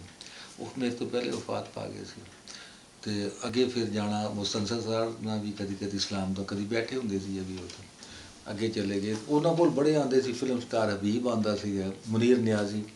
ਤੇ ਮੁਨੀਰ ਨਿਆਜ਼ੀ ਆਪਣਾ ਨਾ ਕਿਉਂਕਿ ਉਹ ਬਹੁਤ ਖੂਬਸੂਰਤ ਵਜੀ ਸਲਵਾਰ ਕਮੀਜ਼ ਪਾਈ ਹੋਣੀ ਉਹ ਨਫੀਸ, ਤਾਂ ਉਹਨੇ ਨਿਕਲਣਾ ਆਪਣੇ ਘਰੋਂ ਤੇ ਫਿਰ ਇੱਧਰ ਬਾਜ਼ਾਰ 'ਚੋਂ ਫਿਰਦੇ ਤੁਰਦੇ, ਉਰਦੂ ਬਾਜ਼ਾਰ ਇੱਧਰ ਉੱਧਰ। ਤੇ ਫਿਰ ਉਹ ਇਹ ਗਵਾਲ ਮੰਡੀ 'ਚੋਂ ਨਿਕਲ ਕੇ ਅੱਗੇ ਵੀ ਕਿਤੇ ਜਾਣਾ ਹੁੰਦਾ ਸੀ, ਕਿਸੇ ਰਸਾਲੇ ਦੇ ਦਫ਼ਤਰ ਕਿਸੇ ਉਹਦੇ। ਤੇ ਉਹਨਾਂ ਨੇ ਉਹ ਵਧੀਆ ਜਿਹਾ ਹੁੰਦਾ ਸੀ ਚਿੱਟਾ ਉਹਨਾਂ ਦੇ ਕੋਲ, ਉਦੋਂ ਮੈਨੂੰ ਤਾਂ ਪਤਾ ਹੀ ਨਹੀਂ ਸੀ ਇਹਨਾਂ ਚੀਜ਼ਾਂ ਦਾ। ਉਹਨਾਂ ਨੇ ਨੇਫੇ 'ਚ ਲਾਇਆ ਹੁੰਦਾ ਸੀ। ਤੋ ਜਿੱਦਾਂ ਜਿੱਥੋਂ ਕਿਤੋਂ ਲੈਂਦੇ ਹੋਣਗੇ ਫਿਰ ਉਹ ਜਿਸ ਕੋਲ ਬੈਠੇ ਉਹਦੇ ਕੋਲ, ਜਦੋਂ ਇੱਥੇ ਆਉਂਦੇ ਸੀਗੇ ਫਿਰ ਗੱਪਸ਼ਪ ਵੀ ਲਾਉਂਦੇ ਸੀ। ਫਿਰ ਉਹਨੂੰ ਕਹਿੰਦੇ ਸੀ ਉਹ ਗਲਾਸ ਲਿਆ, ਪਾਣੀ ਲਿਆ, ਉਹ ਫਿਰ ਉਹਦੇ 'ਚੋਂ ਕੱਢ ਕੇ ਥੋੜ੍ਹਾ ਜਿਹਾ ਉਹਦੇ 'ਚ ਪਾਉਂਦੇ ਸੀ। ਫਿਰ ਉਹ ਲਾਏ ਸ਼ਿਕਰ ਦੁਪਹਿਰਾਂ ਦੀ ਗੱਲ ਹੁੰਦੀ ਸੀ, 1 2 2:30 ਮਤਲਬ ਡੇ ਟਾਈਮ ਚ ਡੇ ਟਾਈਮ ਹੀ 3 4 2 2:30 3 ਵਜੇ ਤੱਕ। ਜਦੋਂ ਬਹੁਤ ਰੈਗੂਲਰ ਡਰਿੰਕਰ ਕੀ ਇਹ ਤੇ ਮਦਹੋਸ਼ ਡਰਿੰਕਰ ਦਾ ਨਹੀਂ ਮਦਹੋਸ਼ ਨਹੀਂ, ਬਹੁਤ ਤਾਕਤਵਰ ਬੰਦਾ ਸੀ, ਅੰਦਰੋਂ ਬਹੁਤ ਤਾਕਤਵਰ ਸੀ। ਹਾਂ ਮਤਲਬ ਉਹ ਡਿੱਗਣ ਵਾਲਾ ਬੰਦਾ ਨਹੀਂ ਸੀ ਨਾ। ਔਰ ਉਹ ਜਿਹੜਾ ਮੈਂ ਦੌਰ ਦੱਸ ਰਿਹਾ ਉਹਦੀ ਪੀਕ ਜਵਾਨੀ ਦਾ ਦੌਰ ਸੀ ਕਿ ਪੈਦਲ ਚੱਲ ਰਿਹਾ ਔਰ ਜਾ ਰਿਹਾ। ਔਰ ਉਹਨੂੰ ਫਿਰ ਇਹ ਵੀ ਪਤਾ ਸੀ ਕਿ ਕਿੰਨਾ ਸ਼ੇਰ ਉਹ ਕਦੀਰ ਕੋਲ ਆਉਂਦਾ ਸੀਗਾ ਤੇ ਫਿਰ ਉਹ ਕਦੀ ਮੁਸਵਦਾ ਵੀ ਹੁੰਦਾ ਸੀਗਾ ਕਿਤਾਬਤ ਸ਼ੁਦਾ। ਔਰ ਫਿਰ ਮੈਨੂੰ ਉਸ ਵੇਲੇ ਬੜੀਆਂ ਲੱਗਦੀਆਂ ਸੀ ਯਾਰ ਕਦੀਰ ਸ਼ਦਾਈ ਇਹ ਦੱਸ ਇੱਥੇ ਲਫ਼ਜ਼ ਜਿਹੜਾ ਇਹ ਮੈਂ। ਔਰ ਜਿੰਨੇ ਵੀ ਲਫ਼ਜ਼ ਨੇ ਸਾਰੇ ਹੀ ਫਿਟਡ ਲਫ਼ਜ਼ ਨੇ। ਹੁਣ ਮੈਂ ਇਸ ਵੇਲੇ ਉਹਨੂੰ ਦੱਸ ਨਹੀਂ ਸਕਦਾ, ਮੈਂ ਆਪ ਵੀ ਹੁਣ ਇਸ ਫੇਜ਼ ਤੋਂ ਗੁਜ਼ਰਨਾ, ਕਿ ਸਾਰੇ ਫਿੱਟ ਨੇ, ਕਿ ਇਹ ਲਾਵਾਂ, ਸ਼ਰਮ ਲਾਵਾਂ, ਹਿਆ ਲਾਵਾਂ, ਇਹ ਲਾਵਾਂ, ਦੇਰ ਲਾਵਾਂ, ਇਹ ਇੱਕੋ ਜਿਹੇ ਲਫ਼ਜ਼ ਨੇ। ਕਿਹੜਾ ਲਫ਼ਜ਼ ਉਹ 'ਚ ਬੰਦੇ ਨੂੰ ਸਮਝ ਨਹੀਂ ਲੱਗਦੀ ਕਿ ਇਹਨਾਂ 'ਚੋਂ ਕਿਹੜਾ ਅੱਛਾ ਹੈ ਅਤੇ ਕਿਹੜਾ ਟੌਪ ਦਾ। ਸਾਰੇ ਹੀ ਫਿਟਡ ਹੁੰਦੇ। ਅਤੇ ਕਦੀ ਇੱਦਾਂ ਦੀ ਗੱਪ ਹੋ ਜਾਂਦੀ ਸੀ, ਵੀਹ ਆਉਂਦਾ ਸੀ ਜਾਂ ਫਿਲਮ ਸਟਾਰ, ਉਹ ਖੈਰ ਘਰ 'ਚ ਫਿਰ ਉਹ ਦੇਗ ਸ਼ੇਕ ਵੀ ਪਕਾਉਂਦਾ ਸੀ, ਉਹਨੂੰ ਵੀ ਸ਼ੌਕ ਸੀ ਮੁਸ਼ਾਇਰਿਆਂ ਦਾ। ਅਤੇ ਇੱਦਾਂ ਮੁਨੀਰ ਨਿਆਜ਼ੀ ਨਾਲ ਤਾਂ ਬਹੁਤ ਮੁਲਾਕਾਤਾਂ ਰਹੀਆਂ, ਬੜੀ ਮੁਹੱਬਤ ਦੀਆਂ। ਮੈਂ ਕਿਉਂਕਿ ਗੱਲ ਇਹ ਹੈ, ਤੇ ਤੁਸੀਂ ਮੁਨੀਰ ਹਾਂ, ਮੈਂ ਨਿਆਜ਼ੀ ਇਹ ਸਾਹਿਬ ਦੱਸ ਰਿਹਾ ਸੀਗਾ ਮੁਨੀਰ ਨਿਆਜ਼ੀ ਸਾਹਿਬ ਤੋਂ, ਕਿ ਜਦੋਂ ਐਮ.ਏ. ਪੰਜਾਬੀ ਕਰ ਰਹੇ ਸੀਗੇ ਤੇ ਅਸੀਂ 3 ਸ਼ਾਇਰ ਉਹਦੇ ਨਿਸਾਬ ਵਿੱਚ ਸੀ ਜਿਹੜੇ ਜਿਨ੍ਹਾਂ ਨੇ ਚੇਂਜ ਲਿਆਂਦੀ। ਇੱਕ ਬਾਗੀ ਸਿੱਦੀਕੀ, ਇੱਕ ਆਪਣਾ ਮੁਨੀਰ ਨਿਆਜ਼ੀ, ਇੱਕ ਸ਼ਰੀਫ ਕੁੰਜਾਈ। ਔਰ ਵਾਕਈ ਇਹਨਾਂ ਦੀ ਪੋਇਟਰੀ ਜਿਹੜੀ ਹੈ, ਇਹ ਨਹੀਂ ਕਿ ਕੋਈ ਉਹਦੇ ਨਾਲ ਮੈਂ ਕਹਾਂ ਜਾਂ ਤੁਸੀਂ ਮੈਨੂੰ ਕਹੋ ਕਿ ਇਹਨਾਂ ਲਿਆਂਦੀ ਚੇਂਜ ਅਤੇ ਮੈਂ ਕਹਾਂ ਜੀ, ਨਹੀਂ। ਉਹ ਦਿਲ ਮੰਨਦਾ ਸੀ ਕਿ ਵਾਕਈ ਇਹਨਾਂ ਨੇ ਤਾਂ ਕਮਾਲ ਕਰ ਦਿੱਤੀ। ਉਸ ਤੋਂ ਪਹਿਲੇ ਦੀ ਪੰਜਾਬੀ ਸ਼ਾਇਰੀ ਦੇਖੀਏ ਅਤੇ ਇਹਦੀ ਆਪਣਾ ਨਹੀਂ, ਸ਼ਰੀਫ ਕੁੰਜਾਈ ਸਾਹਿਬ ਦੀ ਪੰਜਾਬੀ ਸ਼ਾਇਰੀ ਦੇਖੀਏ ਤਾਂ ਕਿਆ ਬਾਤ ਹੈ। ਮਤਲਬ ਉਹ ਇੱਕ ਸੋਸ਼ਲਿਸਟਿਕ ਪੂਰਾ ਵਿਊ, ਪਾਣੀ ਭਰਨ ਪਨਾਰੀਆਂ ਅਤੇ ਭਰਿਆ, ਅਤੇ ਉਹ ਸਿਹਤ ਨਾਲ ਜਹਾਨ ਦੇ ਕੰਮ ਚੱਲਦੇ, ਸਿਹਤ ਬਾਝ ਨਾ ਕੋਈ ਵੀ ਕਾਰ ਹੋਵੇ, ਅਤੇ ਅਖਨੀ ਕੋਰ ਮੇ ਉਹਦੇ ਨਸੀਬ ਕਿੱਥੇ ਜਿਹਦੇ ਕੋਲ, ਮਤਲਬ ਉਹ ਮੈਨੂੰ ਯਾਦ ਨਹੀਂ, ਲੇਕਿਨ ਇੱਦਾਂ। ਇੱਕ ਮੁਨੀਰ ਨਿਆਜ਼ੀ ਦੀਆਂ ਨਜ਼ਮਾਂ ਜਿਹੜੀਆਂ ਸੀਗੀਆਂ, ਉਹਨੇ ਬੜੇ ਤਜਰਬੇ, ਲੰਬਾ ਜਿਹਾ ਉਨਵਾਨ, ਇਹ ਉਦੋਂ ਹੀ ਲਿਖੀ ਗਈ ਹੈ ਜਿਹੜੀ ਨਾ ਵਕਤੋਂ ਨਿੱਕੀ ਨਜ਼ਮ ਜਿਹੜੀ ਹੈ ਅੱਗੇ ਜਿਹਦੇ ਚ ਨਿਕਲ ਉਨਵਾਨ ਜਾਣ ਵੱਡਾ ਦੀ ਹੈ ਔਰ ਸਜ਼ਾ। ਥੱਲੇ ਨਹੀਂ, ਇਹ ਖਾਸ ਤੌਰ 'ਤੇ ਵਕਤ ਤੋਂ ਅੱਗੇ, ਵੇਲੇ ਤੋਂ ਅੱਗੇ ਨਿਕਲ ਜਾਣ ਦੀ ਸਜ਼ਾ, ਬੰਦਾ ਇਕੱਲਾ ਰਹੇ, ਇਹ ਬੜੀ ਡਿਸਕਸ ਹੁੰਦੀ ਸੀ। ਇਹ ਨਜ਼ਮ ਲਿਖੀ ਯਾਰ, ਉਹ ਬਾਅਦ ਦੀ ਕਿਤਾਬ ਵਿੱਚ ਛਪੀ। ਲੇਕਿਨ ਕੁਝ ਚੀਜ਼ਾਂ ਉਦੋਂ। ਤੇ ਅਹਿਮਦ ਰਾਈ ਸਾਹਿਬ ਦੇ ਨਾਲ ਵੀ ਤੁਹਾਡਾ ਇੱਕ ਹਾਂ, ਮੈਂ ਤੁਹਾਨੂੰ ਦੱਸਣਾ ਨਾ ਇੱਕ, ਹਾਂ ਇਹ ਗੱਲ ਤੇ ਹੋ ਗਈ। ਅਹਿਮਦ ਰਾਈ ਸਾਹਿਬ ਨਾਲ ਮੇਰਾ ਤਾਲੁਕ ਜਿਹੜਾ ਨਾ ਉਸ ਦੌਰ 'ਚ ਨਹੀਂ ਰਿਹਾ, ਬਹੁਤ ਬਾਅਦ ਵਿੱਚ ਰਿਹਾ, ਜਦੋਂ ਫਿਲਮ ਸਾਜ਼ ਸਰਵਰ ਪੱਟੀ ਨੇ ਮੌਲਾ ਜੱਟ ਬਣਾ ਚੁੱਕੀ, ਖਾ ਪੀ ਚੁੱਕਿਆ ਸੀ ਸਾਰਾ ਕੁਝ, ਅਤੇ ਉਹ ਸੈਂਸਰ ਦੁਬਾਰਾ ਉਹਨੂੰ ਅਨਕੱਟ ਸੈਂਸਰ, ਉਹਦੇ ਕੁਝ ਪੋਰਸ਼ਨ ਸੈਂਸਰ ਹੋ ਗਏ ਸੀ। ਅਨਕੱਟ ਸੈਂਸਰ ਕਰਾਉਣ ਲਈ ਜਦੋਂ ਇੱਥੇ ਆਉਂਦੇ ਸੀ, ਮੇਰੇ ਦੋਸਤ ਸੀਗੇ ਜਿੱਦਾਂ ਖਲੀਕ ਬੋਲਾਨ ਅਵਾਰਡ ਫਿਲਮ ਸਾਜ਼ ਕਾਫੀ, ਉਹ ਫਿਰ ਤੁਸੀਂ ਵੀ ਸੈਂਸਰ ਬੋਰਡ ਦੇ ਮੈਂਬਰ ਰਹੇ? ਜੀ, ਮੈਂ ਮੈਂਬਰ ਵੀ ਸੀਗਾ, ਅਤੇ ਉਹ ਦੋਸਤੀ ਵੀ ਸੀ ਭੱਟੀ ਸਾਹਿਬ। ਫਿਰ ਉਹ ਸਰਵਰ ਭੱਟੀ ਸਾਹਿਬ ਵੀ ਆਉਂਦੇ ਸੀਗੇ ਅਤੇ ਮੁਲਾਕਾਤ ਰਹਿੰਦੀ ਸੀ, ਅਤੇ ਉਹ ਗੱਲ ਚੱਲੀ ਸੀ ਉੱਥੋਂ ਤੁਹਾਡੇ ਅਸੀਂ ਅਹਿਮਦ ਰਾਈ ਸਾਹਿਬ ਦੀ। ਅਹਿਮਦ ਰਾਈ ਤੋਂ ਫਿਰ ਉਹ ਅਹਿਮਦ ਰਾਈ ਸਾਹਿਬ, ਉਹਨਾਂ ਦੇ ਵੀ ਸਾਰੇ ਪਿਓਰ। ਉਹ ਫਿਰ ਜਦੋਂ ਕਦੀ ਉਹਨਾਂ ਸਟੂਡੀਓ ਲੈ ਜਾਣਾ, ਸ਼ਾਹਨੂਰ ਸਟੂਡੀਓ, ਉੱਥੇ ਮੁਲਾਕਾਤਾਂ ਰਹਿਣੀਆਂ। ਅਤੇ ਅਹਿਮਦ ਰਾਈ ਸਾਹਿਬ ਨੂੰ ਉਂਝ ਤੇ ਅਸੀਂ ਬਹੁਤ, ਯਾਨੀ ਪੜ੍ਹਨ ਲਿਖਣ ਦੀ ਹੱਦ ਤੱਕ ਸੀਗਾ, ਲੇਕਿਨ ਮੁਲਾਕਾਤਾਂ ਉਹਨਾਂ ਨਾਲ ਆਖਰੀ ਉਹਨਾਂ ਦੇ 3-4 ਸਾਲ ਹੀ ਸੀਗੇ। ਲੇਕਿਨ ਉਹਨਾਂ 'ਚ ਮੁਲਾਕਾਤਾਂ ਬੜੀਆਂ ਭਰਪੂਰ ਰਹੀਆਂ, ਸਰਵਰ ਪੱਟੀ ਵਾਲ ਵੀ, ਹੋਰ ਵੀ ਦੋਸਤ ਸਨ। ਔਰ ਉਹ ਬੜੀ ਮੇਰੇ ਨਾਲ ਵੀ ਬੜੀ ਮੁਹੱਬਤ ਕਰਦੇ ਸੀ, ਔਰ ਮੇਰੀ ਮਜ਼ਾਹੀਆ ਸ਼ਾਇਰੀ ਨੂੰ ਵੀ ਬੜਾ ਪਸੰਦ ਕਰਦੇ ਸੀ। ਬਲਕਿ ਇੱਕ ਕਿਤਾਬ ਦੀ ਤਕਰੀਬ ਸੀ ਮੇਰੀ, ਹਿਲਟਨ ਵਿੱਚ ਆਏ ਹੋਏ ਸੀ, ਉਹ ਵੀ ਪਿੱਛੇ ਬੈਠੇ ਸੀ, ਅਤੇ ਡਾਕਟਰ ਬਸ਼ੀਰ ਗੁਰਾਇਆ ਸਾਹਿਬ ਨੇ, ਉਹ ਵੀ ਬੜੇ ਮਿਹਰਬਾਨ ਨੇ ਸਰ, ਉਹਨਾਂ ਨੇ ਕਰਾਈ। ਤੋ ਮੈਂ ਕੁਝ ਸ਼ੇਰ ਗੁਰਾਇਆ ਸਾਹਿਬ ਦੀ, ਤੇ ਤੁਸੀਂ ਇੱਕ ਉਹ ਜਿਹੜੀ ਆਪਣੀ ਇਹਨਾਂ ਦੀ ਤਨਜ਼ੀਮ ਸੀ ਅਦਬੀ ਪਰਿਵਾਰ, ਅਦਬੀ ਪਰਿਵਾਰ ਇਹਨਾਂ ਦੀ ਤਨਜ਼ੀਮ ਨਹੀਂ ਸੀ, ਹੁਣ ਉਹਦਾ ਵੀ ਸੁਣ ਲਓ। ਉਹ ਵੀ ਡਾਕਟਰ ਵਹੀਦ ਕੁਰੈਸ਼ੀ ਸਾਹਿਬ, ਸ਼ਹਿਬਾਜ਼ ਮਲਿਕ ਸਾਹਿਬ, ਇਹਨਾਂ ਨੇ ਕਿਹਾ ਕਿ ਜੀ ਇਹ ਬਣਾਓ ਪੰਜਾਬੀ ਦੀ ਤਨਜ਼ੀਮ। ਅੱਛਾ, ਠੀਕ ਹੈ ਨਾ ਜੀ, ਹੋਣੀ ਚਾਹੀਦੀ ਹੈ। ਉਹਦੇ 'ਚ ਮੈਂ ਆਈ ਵਾਜ਼ ਓਵਰ ਐਕਟਿਵ। ਗੁਰਾਇਆ ਸਾਹਿਬ ਮਾਸ਼ਾਅੱਲਾ ਬੜੇ ਐਕਟਿਵ, ਹਰ ਇਹ ਵੀ PhD ਸੀਗੇ ਪੰਜਾਬੀ ਦਾ ਸਾਰਾ, ਔਰ ਇਹ ਚੂँਕਿ ਸਾਹਿਬ ਸਰਵਤ ਵੀ ਸੀਗੇ, ਸਪੋਰਟ ਵੀ ਕਰ ਦਿੰਦੇ ਸੀ, ਜਗ੍ਹਾ ਵੀ ਇਹਨਾਂ ਕੋਲ ਸੀ, ਕਾਲਜ ਵੀ ਸੀਗਾ, ਬਾਕੀ ਚੀਜ਼ਾਂ ਨਾਲ। ਅਤੇ ਇਹ ਫਿਰ ਸਦਰ ਬਣ ਗਿਆ, ਮੈਂ ਬਣ ਗਿਆ ਉਹਦਾ ਜਨਰਲ ਸੈਕਟਰੀ। ਬੜੇ ਇਜਲਾਸ ਕਰਾਉਂਦੇ ਰਹੇ। ਉਹ ਵੀ ਇੱਕ ਲੰਮੀਆਂ ਦਾਸਤਾਨਾਂ ਨੇ। ਉਹ ਮੈਨੂੰ ਇੱਕ ਹੋਰ ਸਾਡੇ ਪੰਜਾਬੀ ਔਰ ਉਰਦੂ ਦੇ ਸ਼ਾਇਰ ਸੀਗੇ ਜਿਹੜੇ ਬਾਅਦ ਵਿੱਚ ਬੜੇ ਵੱਡੇ ਸੂਫੀ ਬਣ ਗਏ, ਔਰ ਉਹਨਾਂ ਦੇ ਉਹਦੇ 'ਚ ਵੀ ਹੁੰਦੀਆਂ ਸੀਗੀਆਂ। ਅਤੇ ਉਹ ਪਦਵੀ ਪਰਿਵਾਰ ਬਣੀ ਸੀ ਉੱਥੇ। ਫਿਰ ਇੱਥੇ ਆ ਕੇ ਵੀ ਅਸੀਂ ਉਹਨੂੰ 8-10 ਸਾਲ ਚਲਾਉਂਦੇ ਰਹੇ ਮਾਸ਼ਾਅੱਲਾ। ਅੱਛਾ, ਹਾਂਜੀ। ਉਹ ਖਿਆਲ ਇਹਨਾਂ ਦਾ ਇਹ ਸੀਗਾ ਕਿ ਚੂँਕਿ ਸ਼ਹਿਬਾਜ਼ ਮਲਿਕ ਸਾਹਿਬ ਵੀ ਰਾਈਟ ਵਿੰਗ ਦੇ ਸੀਗੇ, ਡਾਕਟਰ ਵਹੀਦ ਕੁਰੈਸ਼ੀ ਸਾਹਿਬ ਵੀ ਰਾਈਟ ਦੇ ਸੀ, ਸਾਡੀ ਵੀ ਟ੍ਰੇਨਿੰਗ ਨਵਾਇਬ ਬਖਤੀ ਸੀ, ਅਤਾਉੱਲਾ ਕਾਜ਼ਮੀ ਸਾਹਿਬ, ਕਿਉਂਕਿ ਅਸੀਂ ਜ਼ਰਾ liberal, right tinted towards right but liberal with all. ਤਾਂ ਫਿਰ ਇਹ ਉਸ ਵੇਲੇ ਇੱਕ ਸੀਗਾ ਕਿ ਜੀ ਇੱਦਾਂ ਦੀ ਵੀ ਇੱਕ ਹੋਣੀ ਚਾਹੀਦੀ ਹੈ। ਅਸੀਂ ਚੰਗਾ ਖਾਸਾ ਸਹੀ। ਅੱਛਾ ਡਾਕਟਰ ਸਾਹਿਬ, ਤੁਸੀਂ ਮਾਸ਼ਾਅੱਲਾ ਬੜੀ ਭਰਪੂਰ ਆਪਣੀ ਅਦਬੀ ਲਾਈਫ ਗੁਜ਼ਾਰੀ ਹੈ। ਤੁਸੀਂ ਪੰਜਾਬ ਯੂਨੀਵਰਸਿਟੀ ਦੇ ਆਪਣੇ ਦੌਰ ਦੇ ਰਿਸਰਚ ਔਰ ਅੱਜ ਜਿਹੜੀ ਰਿਸਰਚ ਹੋ ਰਹੀ ਹੈ, ਤੁਸੀਂ ਇਹਦਾ ਥੋੜਾ ਜਿਹਾ ਕੋਈ ਕੰਪੈਰੀਜ਼ਨ ਕਰੋ ਕਿ ਕਿਆ ਅੱਜ ਦੇ ਤਾਲਿਬ ਇਲਮ ਜਿਹੜੇ ਨੇ, ਕਿਆ ਉਹ ਉਸੇ ਤਰ੍ਹਾਂ ਹੀ ਮਿਹਨਤ ਕਰ ਰਹੇ ਨੇ ਜਿਵੇਂ ਤੁਸੀਂ ਕੀਤੀ ਆਪਣੇ ਦੌਰ ਦੇ ਵਿੱਚ? ਅੱਛਾ, ਨਹੀਂ, ਉਹ ਦੋਵੇਂ ਤਿੰਨੇ ਗੱਲਾਂ ਬਿਲਕੁਲ ਅਲੱਗ-ਅਲੱਗ ਨੇ। ਪਹਿਲੀ ਗੱਲ ਹੈ ਕਿ ਜਦੋਂ ਅਸੀਂ ਕੀਤੀ ਹੈ ਉਦੋਂ ਮੌਜ਼ੂਆਤ ਦਾ ਮੌਜ਼ੂ 5ਵਾਂ PhD ਹੋਵੇ ਜਾਂ 8ਵਾਂ ਹੋਵੇ ਜਾਂ ਪਹਿਲਾ ਡਾਕਟਰ ਸ਼ਹਿਬਾਜ਼ ਮਲਿਕ, ਮੌਜ਼ੂਆਤ ਤੁਹਾਡੇ ਸਾਹਮਣੇ ਖੜੇ ਨੇ, ਰਾਈਟ, ਔਰ ਤੁਸੀਂ ਆਪਣੀ ਇੰਜੋਇਮੈਂਟ ਨਾਲ ਕਰ ਰਹੇ ਹੋ। ਕਿਸੇ ਨੇ ਬੁੱਲੇ 'ਚ ਬਾਅਦ ਵਿੱਚ ਬਹੁਤ ਕੀਤਾ। ਇਹ ਹੁਣ ਤੇ ਮੌਜ਼ੂ ਖਤਮ ਹੋ ਗਏ ਜਿੰਨੇ ਕਰਨੇ ਸੀਗੇ।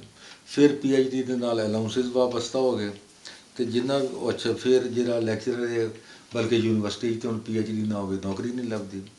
ਨੌਕਰੀਆਂ ਨਾਲ ਵਾਬਸਤਾ ਹੋ ਗਏ, ਅਲਾਊਂਸਿਸ ਹੋ ਗਏ, 15,000 PhD ਦਾ, 5,000 MPhil ਦਾ, ਉਹ ਤੁਹਾਨੂੰ ਜਿਹੜਾ ਲਾਇਆ ਹੁੰਦਾ ਲੱਭਣਾ ਸ਼ੁਰੂ ਹੋ ਜਾਂਦਾ। ਫਿਰ ਅੱਗੇ ਜਾਣ, ਹੁਣ ਇਹਦੇ 'ਚ ਕਮਰਸ਼ੀਅਲਿਜ਼ਮ ਵੀ ਆ ਗਈ। ਨੰਬਰ 2 ਇਹ ਕਿ ਹੈ ਤੇ ਬਹਰਹਾਲ ਇੱਕ ਪੰਜਾਬ ਤੱਕ ਹੈ ਨਾ ਮਹਿਦੂਦ, ਅਤੇ ਉਹ ਫਿਰ ਉਹ ਯੂਨੀਵਰਸਿਟੀਆਂ ਵੀ ਕਿੰਨੀਆਂ ਕੁ ਜ਼ਿਆਦਾ ਨੇ, ਲੇਕਿਨ ਹੁਣ ਟਾਪਿਕ ਵੀ ਮੁੱਕ ਗਏ ਨੇ, ਲਾਲਚ ਦੇ ਨਾਲ ਵੀ ਲੋਕ ਕਰਦੇ ਨੇ। ਅਤੇ ਕੋਈ ਜਿਹੜਾ ਸਟੂਡੈਂਟ ਅਗਰ ਕੋਈ ਤਾਕਤਵਰ, ਦੇਖੋ ਨਾ, ਮੈਂ ਟੌਪ ਕੀਤਾ ਸੀ ਅਤੇ ਅਗਲਿਆਂ ਨੇ ਕੀ ਹੈ, ਜਿਹਨੇ ਟੌਪ ਕੀਤਾ ਹੈ ਜਾਂ ਥਰੂ ਆਊਟ ਫਸਟ ਡਿਵੀਜ਼ਨ ਹੈ ਅਤੇ ਫਿਰ ਉਹ ਕਰੇ। ਅਤੇ ਤੁਸੀਂ ਵੀ PhD ਕੀਤੀ ਹੈ, ਤੁਸੀਂ ਖੁਦ ਅੰਗਰੇਜ਼ੀ ਦੇ ਵਿੱਚ ਲਿਖਿਆ, ਅਤੇ ਤੁਹਾਡੀ PhD 'ਤੇ ਕੋਈ ਮਾਨੀ ਰੱਖਦੀ ਹੈ ਨਾ ਕਿ ਅੱਛਾ ਮੈਂ ਜਦੋਂ ਕੀਤੀ ਸੀ ਤਾਂ ਮੇਰਾ ਵੀ ਇਹੋ ਮਕਸਦ ਸੀਗਾ ਕਿ ਯਾਰ PhD ਕਰਨਾ ਮਕਸਦ ਨਹੀਂ ਹੈਗਾ, ਡਿਗਰੀ ਲੈਣਾ ਮਕਸਦ ਨਹੀਂ, ਉਦੋਂ ਮਕਸਦ ਹੀ ਨਹੀਂ ਸੀਗਾ। ਮਕਸਦ ਇਹ ਸੀ ਕਿ ਆਪਣਾ ਨੌਲੇਜ ਵਧਾਇਆ ਜਾਏ ਔਰ ਕੋਈ ਐਸੀ ਚੀਜ਼ ਲਿਖੀ ਜਾਏ ਇਸੇ ਦੇ ਥਰੂ ਕਿ ਜਿਹੜੀ ਕੋਈ ਅੱਗੇ ਲੋਕਾਂ ਦੇ ਕੰਮ ਆ ਸਕੇ। ਮੇਰਾ ਮੌਜੂ ਤੁਹਾਨੂੰ ਪਤਾ ਹੀ ਪੰਜਾਬੀ ਅਦਬ ਦਾ ਇਰਤਕਾ ਜੀ, ਬਹੁਤ ਛਪਿਆ ਵੀ ਅਤੇ ਤੀਸਰੀ ਦਫਾ ਵੀ ਛਪਿਆ, ਨਿਸਾਬਾਂ 'ਚ ਵੀ ਸ਼ਾਮਿਲ। ਤਾਂ ਫਿਰ ਇਸ ਕਰਕੇ ਕਿ ਉਹ ਸ਼ੌਕ ਨਾਲ ਜਦੋਂ ਕੰਮ ਕਰੋਗੇ ਤੁਸੀਂ ਠੀਕ ਹੈ। ਜਦੋਂ ਤੁਸੀਂ ਸਿਰਫ MA ਕਰਨਾ ਜਾਂ BA ਦੀ ਡਿਗਰੀ ਲੈਣੀ ਹੈ, ਨੋਰਮਲ ਲੈਣੀ ਹੈ, ਫਿਰ ਹੋਰ। ਇਹ ਤਾਂ ਰਿਸਰਚ ਓਰੀਐਂਟਡ ਚੀਜ਼ਾਂ ਨੇ ਨਾ, MPhil ਵੀ ਇਹੋ ਹੀ ਹਾਲ ਸਭ ਜਗ੍ਹਾ, ਅਤੇ ਇੰਡੀਆ 'ਚ ਵੀ ਇਹੋ ਹੀ ਹਾਲ ਹੈ। ਹਾਂ, ਉਹ ਰਿਸਰਚ ਥੱਲੇ ਆ ਗਈ ਬਹੁਤ, ਕਿਉਂਕਿ ਹੁਣ MA 'ਚ ਵੀ ਤੁਸੀਂ ਲਿਖ ਲਓ ਇੱਕ ਕਿਤਾਬ, ਅਤੇ ਫਿਰ MPhil ਅਤੇ ਫਿਰ PhD। ਅੱਛਾ, ਤੁਸੀਂ ਲਾਹੌਰ ਆਪਣੀ ਬਹੁਤ ਹੀ ਭਰਪੂਰ ਆਪਣੀ ਲਾਈਫ ਗੁਜ਼ਾਰੀ ਹੈ, ਅਦਬੀ ਹਵਾਲੇ ਨਾਲ ਮੈਂ ਗੱਲ ਕਰ ਰਿਹਾ। ਉਹਦੇ 'ਚ ਕੁਝ ਐਸੇ ਵਾਕਿਆਤ ਵੀ ਤੁਹਾਡੀ ਜ਼ਿੰਦਗੀ, ਮਤਲਬ ਸਲੀਮ ਕਾਸਰ ਸਾਹਿਬ ਦਾ ਹਾਂ, ਸਲੀਮ ਵਾਕਿਆ ਉਹ ਕੀ ਸੀ, ਜ਼ਰਾ ਮੈਂ ਸੁਣਨਾ ਚਾਹ ਰਿਹਾ ਕਿ ਇੱਕ ਵਾਕਿਆ ਨਹੀਂ, ਉਹਨਾਂ ਦੇ ਬੇਸ਼ੁਮਾਰ ਵਾਕਿਆਤ ਨੇ। ਸਲੀਮ ਕਾਸ਼ਰ ਸਾਹਿਬ ਨੂੰ ਮੈਂ ਕਹਿੰਦਾ ਹੁੰਦਾ ਸੀ ਪਹਿਲਵਾਨ ਸੁਖਨ, ਹੀ ਵਾਜ਼ ਨਾਈਸ ਪਰਸਨ। ਸਲੀਮ ਕਾਸ਼ਰ, ਰਊਫ ਸ਼ੇਖ, ਇਹ ਦੋ ਉੱਤੇ ਸੀ ਨਾ, ਪੰਜਾਬੀ ਇਹਨਾਂ ਨੇ। ਅੱਛਾ, ਅਸੀਂ ਆਪਣਾ ਜਿਹੜਾ ਯੂਨਸ ਆਕਰ, ਉਹਦੀ ਕਿਤਾਬ ਵੀ ਛਪ ਚੁੱਕੀ ਸੀ। ਹੁਣ ਉਹ ਯੰਗ ਏਜ ਵਿੱਚ ਜ਼ਾਹਰ ਹੈ ਕਿ ਉਹ ਯੂਨਸ ਆਕਰ, ਹੋਰ ਵੀ ਬਹੁਤ ਸਾਰੇ ਲਿਖਣ ਵਾਲੇ ਸੀਗੇ, ਮਨਜ਼ੂਰ ਵਜ਼ੀਰਾਬਾਦੀ, ਇਹ ਸਾਡੀ ਪਹੁੰਚ ਇਹਨਾਂ ਤੱਕ ਹੀ ਸੀਗੀ। ਉਸ ਵੇਲੇ ਹੈ ਵੀ ਇਹੋ ਸੀ, ਹੁਣ ਤਾਂ ਬਹੁਤ ਅੱਗੇ ਨਿਕਲ ਗਈ ਪੰਜਾਬੀ, ਬਹੁਤ ਜਦੀਦ ਹੋ ਗਈ। ਅੱਛਾ, ਉਹ ਜਿਹੜਾ ਰਊਫ ਸ਼ੇਖ ਨੂੰ ਬਹੁਤ ਜ਼ਿਆਦਾ ਉਹਦਾ ਸੀਗਾ ਆਪਣੇ ਆਪ ਨੂੰ ਜ਼ੋਮ ਸ਼ਾਇਰ ਹੋਣ, ਜ਼ਾਮ ਸ਼ਾਇਰ ਹੋਣ ਦਾ, ਸ਼ਾਇਰ ਵੀ ਸੀਗਾ। ਉਹ ਕਹਿੰਦਾ ਸੀ ਮੈਂ ਜਦੀਦ ਗਜ਼ਲ ਦਾ ਬਾਨੀ ਹਾਂ, ਮੁਨੀਰ ਨਿਆਜ਼ੀ ਨਹੀਂ ਹੈਗਾ। ਉਹਨੇ ਮੁਨੀਰ ਨਿਆਜ਼ੀ ਤੇ ਨਜ਼ਮ ਦੇ ਵਿੱਚ ਸੀ। ਸਲੀਮ ਕਾਸ਼ਰ ਨੂੰ ਇਹ ਸੀ ਕਿ ਮੈਂ ਨਜ਼ਮ ਦਾ ਵੀ ਬਾਨੀ ਹਾਂ ਅਤੇ ਗਜ਼ਲ ਦਾ। 1962 ਤੱਕ ਦਾ ਇਹ ਦੌਰ ਹੈ ਜਿੱਥੇ ਬਾਨੀ ਦਾ ਝਗੜਾ 1962 ਵਿੱਚ ਸ਼ੁਰੂ ਹੁੰਦਾ।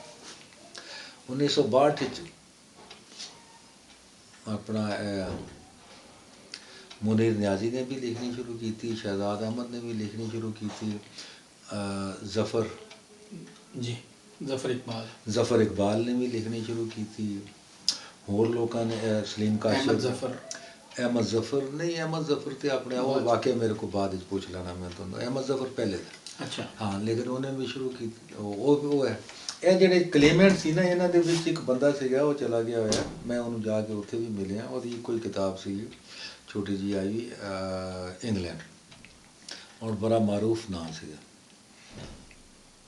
ਉਹਨੇ ਸਭ ਤੋਂ ਪਹਿਲੇ ਉਹ ਚਲਾ ਗਿਆ ਉਹਨਾਂ ਦਿਨਾਂ 'ਚ ਇੰਗਲੈਂਡ ਹੀ, ਬੜਾ ਪੜ੍ਹਿਆ ਲਿਖਿਆ ਬੰਦਾ, ਅਤੇ ਉਹਨੇ ਸਭ ਤੋਂ ਪਹਿਲੇ ਇਹ ਹੈਲੂਸੀਨੇਸ਼ਨ, ਖੌਫ, ਜੀ, ਘਰ ਦੀਆਂ ਕੰਧਾਂ, ਮਕਾਨਾਂ ਦੀਆਂ ਕੰਧਾਂ ਇੱਕ ਦੂਜੇ ਨਾਲ ਤਾਂ ਜੁੜੀਆਂ ਨੇ ਡਿੱਗਣ ਦੇ ਖੌਫ ਤੋਂ, ਇਹ ਮੁਨੀਰ ਨਿਆਜ਼ੀ ਦੀ ਨਜ਼ਮ, ਇੱਦਾਂ ਦੀਆਂ ਚੀਜ਼ਾਂ। ਉਹਨੇ ਉਹ ਕਿਤਾਬ ਜਿਹੜੀ ਛਪ ਚੁੱਕੀ ਸੀ, ਆਵਣ ਵਾਲੇ ਗਾਲਿਬਨ ਉਹਦਾ ਨਾਂ ਸੀ ਜਾਂ ਕੀ ਸੀਗਾ, ਤੁਹਾਨੂੰ ਆਵਣ ਵਾਲੇ, ਉਹਦਾ ਨਾਂ ਵੀ ਯਾਦ ਆ ਜਾਏਗਾ। ਉਹ ਇਹ ਉਹਦਾ ਨਾਂ ਲੈਂਦੇ ਹੁੰਦੇ ਸੀ ਸਲੀਮ ਕਾਸ਼ਰ ਸਾਹਿਬ ਅੱਛਾ। ਕਿ ਜੀ ਉਹ ਇਹ ਸਾਰਾ ਜਿਹੜਾ ਮੁਨੀਰ ਨਿਆਜ਼ੀ ਦਾ ਹੈ ਉਹਦਾ ਚਰਬਾ ਹੈ, ਇਹ ਹੈਗਾ, ਇਹ ਤਾਂ ਹੈ। ਅੱਛਾ, ਸਾਡੇ ਕੋਲ ਤਾਂ ਕੋਈ ਨਾ ਕਿਤਾਬ ਹੀ ਅਵੇਲੇਬਲ ਸੀ ਨਾ ਕੋਈ। ਤੇ ਬਹਰਹਾਲ ਉਹ ਫਿਰ ਇਹਨਾਂ ਦਾ ਚੱਲਦਾ ਰਹਿੰਦਾ ਸੀਗਾ। ਇੱਕ ਦਿਨ ਮੈਂ ਉੱਥੋਂ ਆ ਰਿਹਾ ਸੀ ਜਨਾਬ ਬਾਗ ਦੇ ਕੋਲੋਂ ਦੀ ਲੰਘ ਰਿਹਾ ਸੀ, ਤੇ ਅੱਗੇ ਮੁਨੀਰ ਨਿਆਜ਼ੀ ਸਾਹਿਬ ਉਹ ਵਾਕ ਵੀ ਕਰਨਾ ਦੱਸੇ ਪੈਦਲ ਹੀ ਅੱਗੇ ਮਿਲ ਗਏ, ਤੇ ਉਹ ਅਸੀਂ ਇਕੱਠੇ ਟੁਰਨ ਲੱਗ ਪਏ। ਤੇ ਉਹਨਾਂ ਦਿਨਾਂ 'ਚ ਕੁਛ ਦਿਨ ਪਹਿਲੇ ਹੀ ਸਲੀਮ ਕਾਸ਼ਰ ਨੇ ਬਿਆਨ ਦਿੱਤਾ ਸੀ ਕਿ ਮੈਂ ਮੁਨੀਰ ਨਿਆਜ਼ੀ ਤੋਂ ਵੀ ਵੱਡਾ ਸ਼ਾਇਰ ਹਾਂ। ਰਊਫ ਸ਼ੇਖ ਨੇ ਵੀ ਦਿੱਤਾ ਸੀਗਾ ਕਿ ਵੱਡਾ ਸ਼ਾਇਰ ਹੈ। ਨੰਬਰ 2 ਹੈ ਕਿ ਸਦਾਰਤ ਮੈਂ ਕਰਾਂਗਾ, ਕਿਉਂਕਿ ਮੈਂ ਪਿਓਰ ਪੰਜਾਬੀ ਦਾ ਸ਼ਾਇਰ ਹਾਂ, ਉਰਦੂ 'ਚ ਥੋੜ੍ਹਾ ਲਿਖਿਆ, ਪੰਜਾਬੀ ਇਹਨਾਂ ਨੇ ਪੰਜਾਬੀ ਦੇ ਹਵਾਲੇ ਨਾਲ ਦੇਖੋ ਰਊਫ ਸ਼ੇਖ ਵੀ ਹੋਈ ਕਹਿੰਦੇ।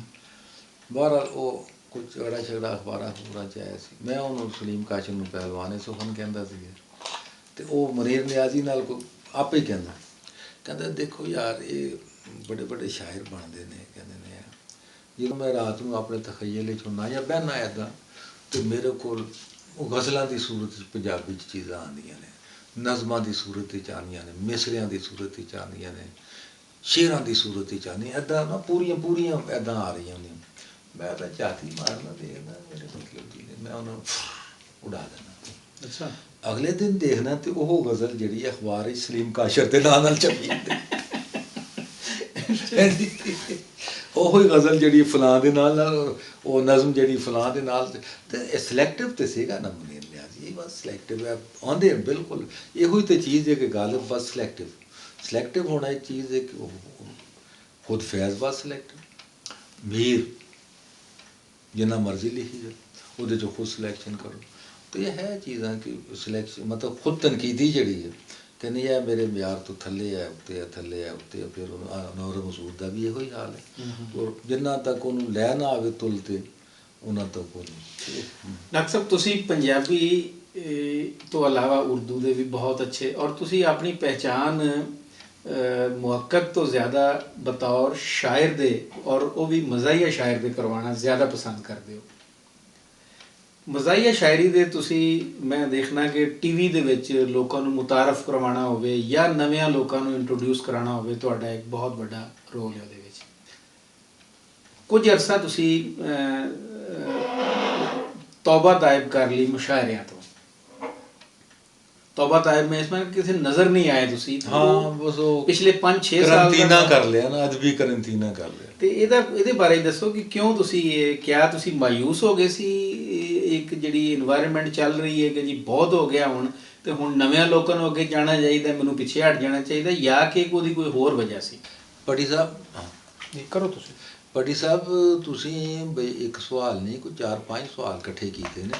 ਖੈਰ ਚਲੋ ਮੈਂ ਟੁਕੜਿਆਂ 'ਚ ਦੇਖ ਲੈਣਾ। ਪਹਿਲਾਂ ਤੁਸੀਂ ਇਹ ਕਿਹਾ ਕਿ ਜੀ ਤੁਸੀਂ ਮੁਹੱਕਿਕ ਕਹਿਲਾਣਾ ਨਹੀਂ ਪਸੰਦ ਕਰਦੇ ਤੇ ਸ਼ਾਇਰ ਮਤਲਬ ਸ਼ਾਇਰ ਮਜ਼ਾਹੀਆ ਸ਼ਾਇਰ। ਅਸਲ ਵਿੱਚ ਮਜ਼ਾਹੀਆ ਸ਼ਾਇਰ ਤੇ ਮੈਂ ਆਪਣਾ ਬਸ ਐਵੇਂ ਹੀ ਬਣ ਗਿਆ, ਕਿਉਂਕਿ ਜਿੱਦਾਂ ਤੁਹਾਡੇ ਨਾਲ ਹੁਣੇ ਗੱਲ ਹੋਈ ਤਹਿਕੀਕ ਕੀਤੀ, ਤਹਿਕੀਕ 'ਚ ਲੱਗੇ ਰਹੇ। ਫਿਰ ਸੰਜੀਦਾ ਸ਼ਾਇਰ ਸੀਗਾ, ਮੈਂ ਸੰਜੀਦਾ ਸ਼ਾਇਰੀ ਕਰਦਾ ਸੀਗਾ ਔਰ ਲਿਖਦਾ ਸੀਗਾ। ਲੇਕਿਨ ਅਚਾਨਕ ਇੱਕ ਇੱਥੇ ਮੁਸ਼ਾਇਰਾ ਸੀਗਾ ਜਿਹਦੇ 'ਚ ਮੈਂ ਆਪਣੇ ਵੱਲੋਂ ਤਾਂ ਉਹ ਸੰਜੀਦਗੀ ਨਾਲ ਹੀ ਲਿਖੀਆਂ ਸੀ, ਲੇਕਿਨ ਬਹਰਹਾਲ ਪੰਜਾਬੀ ਇੱਕ ਸ਼ਗੁਫਤਾ ਜ਼ੁਬਾਨ 'ਤੇ ਹੈ, ਉਹਦੀ ਸ਼ਗੁਫਤਗੀ ਸੀਗੀ ਔਰ ਉਸ ਵੇਲੇ ਤੱਕ ਮੈਂ ਇਹਨੂੰ ਮਜ਼ਾਕ ਨਹੀਂ ਸੀ ਸਮਝਦਾ। ਐਵੇਂ ਜਿੱਦਾਂ ਹੁਣ ਉਹ ਆਪਣਾ ਉਸਤਾਦ ਦਾਮਨ ਦਾ ਹੈਗਾ ਕਿ ਖੋਤੀ ਬੋੜ ਥੱਲੇ, ਉਹਦੇ 'ਚ ਇੱਕ ਹੈ ਤਾਂ ਸਹੀ ਨਾ ਉਹ ਨੁਕਤਾ ਰਾਈ, ਲੇਕਿਨ ਜ਼ਾਹਰ ਹੈ ਕਿ ਉਹ ਸੰਜੀਦਾ ਨਜ਼ਮ। ਮੈਂ ਇੱਦਾਂ ਹੀ ਲਿਖੀ ਸੀ ਕਿ ਬਾਹਰ ਭਾਵੇਂ ਦਸੰਬਰ ਦੀ ਠੰਡ ਹੋਵੇ, ਮੇਰੇ ਅੰਦਰ ਦੀ ਦੁਨੀਆ 'ਚ ਜੂਨ ਹੁੰਦਾ।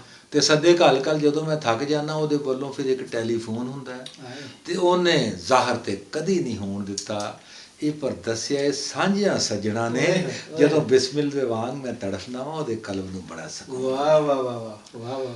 ਤੇ ਦੱਸਾਂ ਹਾਲ ਕੀ ਉਸ ਦੇ ਲਹਿਜਿਆਂ ਦਾ, ਆਖੇ ਨਾ ਤੇ ਲੱਗਦਾ ਏ ਹਾਂ ਕਹਿੰਦਾ। ਤੇ ਕਦੀ ਅੰਬਾਂ ਦੇ ਬਾਗ 'ਚ ਜਾ ਕੇ ਤੇ ਜਾਣ ਬੁੱਝ ਕੇ ਕੋਇਲ ਨੂੰ ਕਾਂ ਕਹਿੰਦਾ। ਉਹ ਮੇਰੇ ਵਰਗੇ ਮਾਸੂਮ ਦੇ ਕੋਲ ਜੇਕਰ ਹੋਵੇ ਮਰਲਾ ਤੇ ਉਹਨੂੰ ਘੁਮਾ ਕਹਿੰਦਾ, ਤੇ ਆਪਣੀ 8 ਕਨਾਲਾਂ ਦੀ ਕੋਠੀ ਨੂੰ ਵੀ ਐਵੇਂ ਬਹਿਣ ਖਲੋਣ ਦੀ ਥਾਂ ਕਹਿੰਦਾ। ਤੇ ਦੱਸਾਂ ਹਾਲ ਕੀ ਉਸ ਦੀ ਵੇਖਣੇ ਦਾ। ਜਿੱਧਰ ਵੇਖਦਾ ਹੈ ਹੱਥ ਵਿਖਾਈ ਜਾਂਦਾ ਹੈ, ਹਾਏ ਹਾਏ। ਹੌਲੀ ਹੌਲੀ ਨਕਾਬ ਸਰਕਾਈ ਜਾਂਦਾ ਹੈ, ਉਹ ਪਾਸੇ ਭੰਨੀ ਜਾਂਦਾ ਹੈ, ਛੋਡੇ ਲਾਈ ਹਾਏ ਜਾਂਦਾ ਹਾਏ ਹੈ। ਹਾਏ, ਵਾਹ ਕੀ ਬਾਤ ਹੈ ਡਾਕਟਰ ਸਾਹਿਬ। ਆਪੋਂ ਭਾਵੇਂ ਉਹ ਪਟੜੀਓਂ ਲੱਥਾ ਹੋਇਆ ਹੈ, ਉਹ ਵੇਖਣ ਵਾਲੇ ਨੂੰ ਲੈਣ ਤੇ ਲਾਈ ਜਾਂਦਾ ਹੈ। ਤੇ ਆਸ਼ਿਕ ਸੁੱਖ ਕੇ ਕਾਨਾ ਨਾ ਹੋਣ ਕਿਵੇਂ, ਉਹ ਗਿੱਲਾ ਬਾਲਣੀ ਚੁੱਲ੍ਹੇ 'ਚ ਡਾਈ ਜਾਂਦਾ ਹੈ। ਵਾਹ। ਤੇ ਹੋਰ ਇੱਕ ਬੰਦ ਸੀਗਾ, ਕਾਫੀ ਸਾਰੇ ਸੀਗੇ ਇਹਦੇ ਖੁਸ਼ ਕਲਾਮੀਆਂ ਦੇ ਨਾਂ ਨਾਲ। ਤੇ ਆਖਰੀ ਸੀਗਾ ਜਿਹੜਾ ਮੈਂ ਸੁਣਾਨਾ, ਬਸ ਬਾਕੀ ਤੇ ਕਿਤਾਬ ਵਿੱਚ ਨੇ, ਕਿ ਦੱਸਾਂ ਹਾਲ ਕੀ ਉਸ ਦੇ ਹੁਸਨ ਦਾ ਮੈਂ। ਪੜ੍ਹੀ ਸਾਹਿਬ, ਦੱਸਾਂ ਹਾਲ ਕੀ ਉਸ ਦੇ ਹੁਸਨ ਦਾ ਮੈਂ, ਜਿਹੜਾ ਵੇਖਦਾ ਹੈ ਸਦਾ ਜਵਾਨ ਰਹਿੰਦਾ। ਵਾਹ ਵਾਹ ਵਾਹ। ਇਹਦੇ 'ਚ ਕਈ ਗੱਲਾਂ ਕੀਤੀਆਂ ਨੇ ਮੈਂ, ਦੱਸਾਂ ਹਾਲ ਕੀ ਉਸ ਦੇ ਹੁਸਨ ਦਾ ਮੈਂ, ਜਿਹੜਾ ਵੇਖਦਾ ਸਦਾ ਜਵਾਨ ਰਹਿੰਦਾ। ਖਬਰੇ ਇਸੇ ਤੋਂ ਸ਼ਹਿਰ ਦਿਆਂ ਬਾਬਿਆਂ ਦਾ ਉਹਦੇ ਡੇਰੇ ਤੇ ਆਉਣ ਤੇ ਜਾਣ। ਵਾਹ ਵਾਹ। ਅੱਛਾ, ਇਹ ਤੁਸੀਂ ਆਪਣੇ ਵੱਲੋਂ ਸੰਜੀਦਾ ਲਿਖੀ ਸੀ? ਉਹ ਪੜ੍ਹੀ ਹੈ ਤੇ ਉਦੋਂ ਇੱਕ ਹੀ ਮੁਸ਼ਾਇਰਾ ਹੁੰਦਾ ਸੀ ਸਾਲਾਨਾ, ਪੜ੍ਹੀ young I was young like you. ਤੇ ਉਹ ਇੰਨੀ ਕੁ ਦਾਦ ਮਿਲੀ, ਮਿਨਿਸਟਰ ਬੈਠੇ ਸੀਗੇ, ਹਾਰੂਨ ਵਜ਼ੀਰ ਤਾਲੀਮ, ਵਜ਼ੀਰ ਦਾਖਲਾ, ਕਿੰਨੇ ਉਹਨਾਂ ਲਈ ਕੀਤਾ ਜਾਂਦਾ ਸੀਗਾ ਹੋਟਲ ਵਿੱਚ ਮੈਰਿਜ। ਉਹ ਮੈਨੂੰ ਤਾਂ ਇੰਨੀ ਕੁ ਦਾਦ ਮਿਲੀ ਕਿ ਮੈਂ ਪਰੇਸ਼ਾਨ ਹੋ, ਬਾਰ ਸੁਣਿਆ ਗਿਆ। ਬਾਅਦ ਵਿੱਚ ਵੀ ਉਹ ਮੈਂ ਸਵੇਰੇ ਉਹ ਨਿਕਲ ਗਿਆ, ਉਹ ਹੁੰਦਾ ਸੀ 14 ਅਗਸਤ, ਤੇ ਮੈਂ ਰੁਕਿਆ ਹੀ ਨਹੀਂ। ਮੇਰੇ ਕੋਲ ਮੋਟਰਸਾਈਕਲ ਹੁੰਦਾ ਸੀਗਾ, ਮੈਂ ਮੁਸ਼ਾਇਰਾ ਵੀ ਨਾ ਸੁਣ ਸਕਿਆ, ਇੰਨਾ ਮੈਂ ਐਲੀਵੇਟ ਹੋਇਆ ਉਸ ਦਾਦ ਤੋਂ। ਹੋਰ ਵੀ ਚੀਜ਼ਾਂ ਪੜ੍ਹੀਆਂ ਸੀ, ਲੇਕਿਨ ਇਹ। ਤੇ ਉਹਦੇ ਬਾਅਦ ਮੈਂ ਸ਼ਹਿਰ ਦੀਆਂ ਸੜਕਾਂ 'ਤੇ ਘੁੰਮਦਾ ਰਿਹਾ। ਸਵੇਰੇ ਅਖਬਾਰਾਂ 'ਚ ਸੁਰਖੀਆਂ ਲੱਗੀਆਂ ਹੋਈ ਸੀ ਮੈਨੂੰ ਦੱਸਿਓ ਬਗੈਰ ਔਰ ਪੁੱਛਿਓ ਬਗੈਰ ਕਿ ਇਨਾਮੁਲ ਹਕ ਜਾਵੇਦ ਨੇ ਮੁਸ਼ਾਇਰਾ ਲੂਟ ਲਿਆ। ਜਾਂਗੇ ਜੀ ਤੁਹਾਡੇ ਨਾਲ ਇਹ ਹੋ ਜਾਵੇ। ਤੇ ਯਹੀ ਆਖਰ ਕੋ ਠਹਿਰਾ ਫਨ ਹਮਾਰਾ ਕਿ ਭਾਈ ਜੀ ਇਹੋ ਹੀ ਇਹ ਤਾਂ ਕੋਈ ਚੀਜ਼ ਸੀਗੀ ਜਿੱਥੇ ਪਹਿਲੇ ਵੀ ਮੈਂ ਮੁਸ਼ਾਇਰੇ ਪੜ੍ਹਦਾ ਸੀ, ਪੇਡ ਮੁਸ਼ਾਇਰੇ ਪੜ੍ਹਦਾ ਸੀਗਾ, ਦੂਰ ਵੀ ਜਾਂਦਾ ਸੀ। ਔਰ ਆਲ ਰਾਈਟ, ਲੇਕਿਨ ਜਿੱਦਾਂ ਇੱਕ ਐਕਸਕਲੂਸਿਵ ਤੁਸੀਂ ਨਿਕਲ ਕੇ ਬਾਹਰ ਆ ਜਾਂਦੇ ਤੇ ਬਸ ਫਿਰ ਉਹਦੇ ਬਾਅਦ ਮਜ਼ਾਲ ਟੁਰ ਪਿਆ ਮੈਨੂੰ। ਇਹ ਤੇ ਹੋ ਗਿਆ ਮੇਰਾ ਪਹਿਲਾ ਇੱਕ ਸਵਾਲ। ਹਾਂ, ਸਵਾਲ ਦਾ ਇੱਕ ਹਿੱਸਾ। ਦੂਜਾ ਸੀਗਾ ਤੁਹਾਡੇ ਸਵਾਲ ਦਾ ਹਿੱਸਾ, ਉਹ ਮੈਂ ਪਹਿਲੇ ਕਰ ਲਾਂ ਕਿ ਜਨਾਬ ਤੁਸੀਂ ਆਪਣਾ ਕੁਛ ਅਰਸਾ ਮੈਂ ਜਿਹੜਾ ਨਾ ਅਦਬੀ ਇਤਕਾਫ ਵਿੱਚ ਰਿਹਾ। ਇਹਦੀ ਵਜ੍ਹਾ ਹੈ ਕਿ ਮੈਂ ਜਦੋਂ ਨੈਸ਼ਨਲ ਬੁੱਕ ਫਾਊਂਡੇਸ਼ਨ ਅਦਬੀ ਇਤਕਾਫ ਬੜੀ ਖੂਬਸੂਰਤ ਗੱਲ ਹੈ। ਅਦਬੀ ਇਤਕਾਫ ਹੈ ਨਾ ਕਿ ਤੁਸੀਂ ਉੱਥੇ ਫਿਰ ਆ ਜਾਓਗੇ ਨਾ। ਤੇ ਉਹ ਫਿਰ ਮੈਂ ਚੂੰਕਿ managing director National Book Foundation ਜਦੋਂ ਬਣਿਆ, ਤੇ ਫਿਰ ਮੇਰੀ ਜੌਬ ਦਾ ਤਕਾਜ਼ਾ ਸੀਗਾ ਕਿ ਮੈਂ ਬਹੁਤ ਜ਼ਿਆਦਾ ਕੰਮ ਕੀਤੇ ਵੀ ਬਹੁਤ ਜ਼ਿਆਦਾ ਨੇ, ਸਭ ਨੂੰ ਪਤਾ, ਕਰਨੇ ਵੀ ਸੀਗੇ। ਔਰ ਉਹਦਾ ਤਕਾਜ਼ਾ ਸੀ ਕਿ ਮੈਂ ਮੁਲਕੋਂ ਬਾਹਰ ਵੀ ਜਾਣਾ ਛੱਡ ਦਿੱਤਾ। ਡਾਕਟਰ ਸਾਹਿਬ, ਇਹ ਤੁਹਾਡੀ ਤਾਰੀਫ ਨਹੀਂ, ਇਹ ਸੱਚੀ ਗੱਲ ਹੈ ਕਿ ਜਦੋਂ ਦੀ NBF ਬਣੀ, ਮੈਂ ਸਮਝਦਾ ਕਿ ਨਾ ਪਹਿਲੇ ਕਿਸੇ ਕੀਤਾ ਸੀ ਤੇ ਨਾ ਬਾਅਦ 'ਚ ਕੋਈ ਕਰੇਗਾ। This is my challenge, not yours. This is my challenge ਕਿ ਜਿੰਨਾ ਕੰਮ ਤੁਸੀਂ ਆਪਣੇ 5-6 ਸਾਲ ਦੇ ਵਿੱਚ ਕਰ ਦਿੱਤਾ ਹੈ, I challenge you, I bet anyone ਕਿ ਕੋਈ ਮੈਨੂੰ ਕਰਕੇ ਵਿਖਾਏਗਾ ਜਿੰਨਾ ਤੁਸੀਂ ਉੱਥੇ ਕਿਤਾਬ ਨੂੰ ਆਮ ਕਰ ਦਿੱਤਾ ਔਰ ਜਿੰਨੇ ਟਾਈਟਲ ਤੁਸੀਂ ਛਾਪੇ।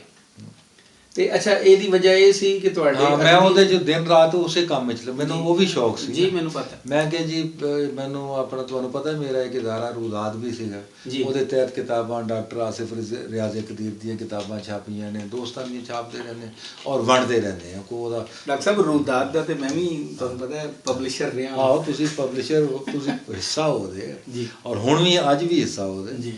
ਅੱਛਾ, ਤੇ ਉਹ ਉਸ ਵਜ੍ਹਾ ਨਾਲ ਫਿਰ ਮੈਂ ਨਾ ਆਪਣੀ ਤਰਜੀਹਾਤ ਅੱਗੇ ਪਿੱਛੇ ਕਰਦਾ ਰਹਿੰਦਾ ਨਾ। ਉਹ ਫਿਰ 6 ਸਾਲ ਤੱਕ ਮੈਂ ਬਿਲਕੁਲ ਆਪਣੇ ਆਪ ਨੂੰ ਇਹ ਮੁਸ਼ਕਲ ਨਹੀਂ ਹੁੰਦਾ ਇੱਕ ਸ਼ਾਇਰ ਵਾਸਤੇ? ਨਹੀਂ ਕਤਰ ਨਹੀਂ, ਮੈਨੂੰ ਉਹਦਾ ਤੁਹਾਨੂੰ ਅੰਦਾਜ਼ਾ ਹੀ ਨਹੀਂ। ਮੈਂ ਆਪਣੀ ਆਪ ਬੀਤੀ 'ਚ ਲੈ ਗਿਆ, ਮੈਂ ਤੁਰਕੀ ਜਾਣਾ ਸੀ, ਠੀਕ ਹੈ ਜੀ, ਮੈਨੂੰ ਪਤਾ। ਤੇ ਮੈਂ ਇੱਥੋਂ ਕਰਾਚੀ ਲਾਹੌਰ ਜਾਣਾ ਹੁੰਦਾ ਸੀ, ਤੇ ਮੈਂ ਇੱਥੋਂ ਡਰਾਈਵਰ ਦੇ ਨਾਲ ਕਾਰ ਵਿੱਚ ਬਹਿੰਦਾ ਸੀਗਾ, ਤੇ ਪਿੱਛੇ ਮੇਰੀ ਡਿੱਗੀ ਸੀਟਾਂ 'ਤੇ ਸਾਰੇ ਮੁਸੱਬਦੇ ਪਏ ਹੁੰਦੇ ਸੀ। ਡਾਕਟਰ ਸਾਹਿਬ, ਲਾਹੌਰ 2-3 ਦਫਾ ਮੈਨੂੰ ਜਾਣਾ ਪਿਆ ਕਿ ਤੁਸੀਂ ਮੇਰੇ ਨਾਲ ਗੱਲ ਬਲਕਿ ਤੁਸੀਂ ਵੀ ਆਪਣਾ ਜ਼ਹੀਰ ਸਾਹਿਬ ਨੇ ਸਾਡੇ ਦੋਸਤ, ਉਹ ਵੀ 2 ਵਾਰੀ ਗਏ। ਉਹ ਕਹਿੰਦੇ ਨੇ ਯਾਰ ਤੁਸੀਂ ਤੇ ਮੇਰਾ ਸਾਰਾ ਟਾਈਮ ਹੀ ਖਰੀਦ ਲਿਆ।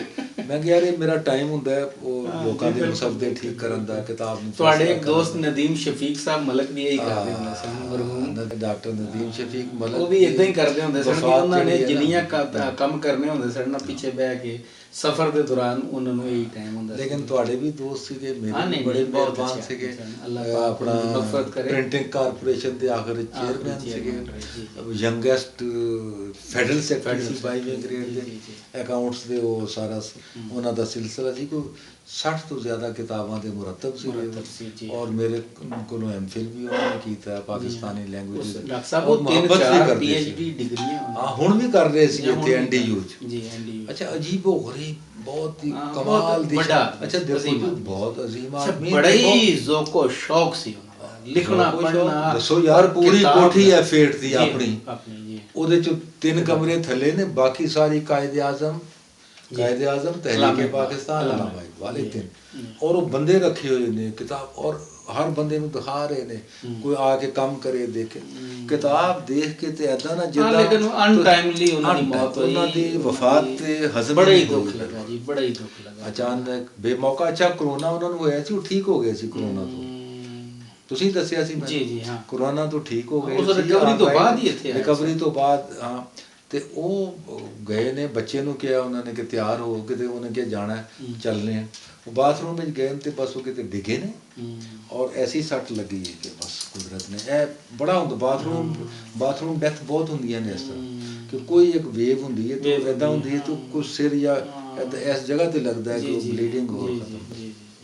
ਤੇ ਗੱਲ ਤੁਹਾਡੇ ਅਦਬੀ ਕੁਆਰੰਟਾਈਨ ਦੀ ਹੋ ਰਹੀ ਸੀ। ਹਾਂ ਅਦਬੀ ਹਾਂਜੀ ਤੇ ਉਹ ਬਸ ਠੀਕ ਉਹ 6 ਸਾਲ ਕੱਢ ਲਏ ਸੀਗੇ। ਅੱਛਾ ਯਾਨੀ ਕਿ ਤੁਸੀਂ ਐਨਬੀਐਫ ਚ ਮਸਰੂਫੀਅਤ ਦੀ ਵਜ੍ਹਾ ਨਾਲ ਉਹਦੇ ਜੀ ਮੈਨੂੰ ਮਜ਼ਾ ਆਉਂਦਾ ਸੀਗਾ ਸਰ। ਅੱਛਾ ਜੀ ਉੱਥੇ ਤੇ ਸੀਗਾ ਮੈਂ ਅਦਬੀ ਇਤਕਾਫ ਵਿੱਚ ਉਹਦੇ ਬਾਅਦ ਉਹ ਮੈਂ 12 ਦਸੰਬਰ ਨੂੰ ਮੇਰਾ ਖਤਮ ਹੋ ਗਿਆ ਸੀ ਨਾ ਕੰਟਰੈਕਟ ਉੱਥੇ 2019 ਚ ਤੇ ਮਾਰਚ 2020 ਚ ਮੈਂ ਇੱਧਰ ਆ ਗਿਆ ਵਫਾਕੀ ਮੌਸਾ ਬਿਆਲਾ ਦੇ ਦਫ਼ਤਰ ਵਿੱਚ ਐਜ਼ ਏ ਗ੍ਰੀਵੀਅੰਸ ਕਮਿਸ਼ਨਰ ਔਰ ਓਵਰਸੀਜ਼ ਫਿਰ ਇਹ ਵੀ ਜਿਹੜਾ ਹੈਗਾ ਫਿਰ ਅਲਾਮਾ ਇਕਬਾਲ ਐਡਵਾਈਜ਼ਰ ਕਾਇਦੇ ਆਜ਼ਮ ਯੂਨੀਵਰਸਿਟੀ ਐਡਵਾਈਜ਼ਰ ਔਰ ਵਿਰਚੁਅਲ ਯੂਨੀਵਰਸਿਟੀ ਦੇ ਤੁਸੀਂ ਜੱਜ ਵੀ ਹੋ ਇਸ ਵਕਤ। ਅੱਛਾ ਉਹ ਲੇਕਿਨ 2019 ਦੇ ਐਂਡ ਤੱਕ ਤੇ ਮੈਂ ਰਿਹਾ ਆਪਣਾ ਅਦਬੀ ਇਤਕਾਫ ਵਿੱਚ ਤੇ 2020 ਦੇ ਐਂਡ ਔਰ ਅੱਗੇ ਤੱਕ ਮੈਂ ਹੈਗਾ ਅਦਬੀ ਕਰੰਟੀਨਾ 'ਚ ਕਿਉਂਕਿ ਹਰ ਬੰਦਾ ਬਾਹਰ ਹੀ ਨਹੀਂ ਤੇ ਕਰੰਟੀਨਾ ਹੋ ਗਿਆ ਨਾ ਕੋਈ ਮੁਸ਼ਾਇਰਾ ਹੀ ਨਹੀਂ ਹੋ ਰਿਹਾ। ਮੈਨੂੰ ਬੜੇ ਲੋਕਾਂ ਦੇ ਵਿਚਾਰਿਆਂ ਦੇ ਫੋਨ ਆਉਂਦੇ ਨੇ ਔਰ ਬੜੀ ਪਰੇਸ਼ਾਨੀ ਹੈ ਲੋਕਾਂ ਨੂੰ ਸ਼ਾਇਰਾਂ ਨੂੰ ਗੁਲੂਕਾਰਾਂ ਨੂੰ ਫਨਕਾਰਾਂ ਨੂੰ ਜਿਹਨਾਂ ਦੀ ਆਮਦਨ ਦਾ ਇੱਕ ਬੜਾ ਵੱਡਾ ਜ਼ਰੀਆ ਸੀ।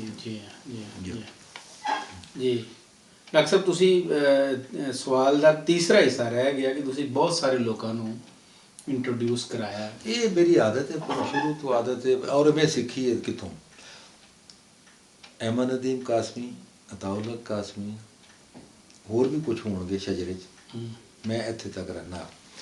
ਅਹਿਮਦ ਨਦੀਮ ਕਾਸਮੀ ਸਾਹਿਬ ਨੂੰ ਵੀ ਮੈਂ ਦੇਖਿਆ ਸੀ ਕਿ ਬਹੁਤ ਲੋਕਾਂ ਦਾ ਨਾ ਇਹਦਾ ਕੰਮ ਕਰਨਾ ਇਹਨੂੰ ਚਿੱਠ ਦੇਣੀ ਹੈ ਉਹਨਾਂ ਕੋਲ ਆਉਂਦੇ ਸੀ ਅਫਸਰ ਹੈ ਯਾਰ ਇਹਨੂੰ ਨੌਕਰੀ ਇਹਨੂੰ ਫਲਾਂ ਇਹਦਾ ਬਿਲਕੁਲ 100%। ਔਰ ਅਤਾਉਲ ਹਕ ਕਾਸਮੀ ਸਾਹਿਬ ਉਹਨਾਂ ਦੇ ਵੀ ਯਾਨੀ ਉਹਨਾਂ ਦੇ ਉਹਨੇ ਕੀ ਕਹਿਣਾ ਚਾਹੀਦਾ ਮੁਰੀਦ ਕਹਿਣਾ ਚਾਹੀਦਾ ਜਾਂ ਫੋਲੋਅਰ ਜਾਂ ਫੋਲੋਅਰ ਕਹਿ ਲਓ ਜਾਂ ਜਿਹੜਾ ਸੈਕੰਡ ਟੂ ਉਸ ਸ਼ਜਰੇ 'ਚੋਂ ਅਗਲਾ ਉਸ ਸ਼ਜਰੇ ਇਹਨਾਂ ਮਾਮਲਾਤ ਵਿੱਚ ਬਾਕੀ ਵੀ ਇਹਨਾਂ ਨੇ ਤੇ ਫਿਰ ਹੱਦ ਹੀ ਮੁਕਾ ਦਿੱਤੀ ਨਾ ਕਿਉਂਕਿ ਇਹ ਫਿਰਨ ਤੁਰਨ ਵਾਲੇ ਵਰਸਟ ਹੈ ਜਿਹਨੇ ਵੀ ਕੋਈ ਕੰਮ ਕਿਹਾ ਨਾ ਉਹਨਾਂ ਨੇ ਲਾਜ਼ਮਨ ਉਹਨੂੰ ਫੋਨ ਕੀਤਾ। ਡਾਕਟਰ ਸਾਹਿਬ ਕਾਸਮੀ ਸਾਹਿਬ ਦੀ ਕੀ ਗੱਲ ਕਰੀਏ ਤੁਹਾਡੇ ਤੇ ਉਸਤਾਦ ਨੇ ਤੇ ਮੇਰੇ ਤੇ ਉਸਤਾਦ ਨਹੀਂ ਮੇਰੇ ਤੇ ਬਸ ਵੱਡੇ ਭਾਈ ਨੇ ਨਹੀਂ ਮੇਰੇ ਕਹਿਣ ਦਾ ਮਤਲਬ ਇਹ ਵੇ ਕਿ ਕਾਸਮੀ ਸਾਹਿਬ ਦੀ ਤੇ ਗੱਲ ਇਹ ਵੇ ਕਿ ਉਹ ਜਿਹੜਾ ਨਾ ਪਸੰਦੀਦਾ ਆਦਮੀ ਹੋਵੇ ਉਹਦਾ ਫੋਨ ਵੀ ਬਲਾਕ ਨਹੀਂ ਕਰ ਸਕਦੇ। ਆਹੋ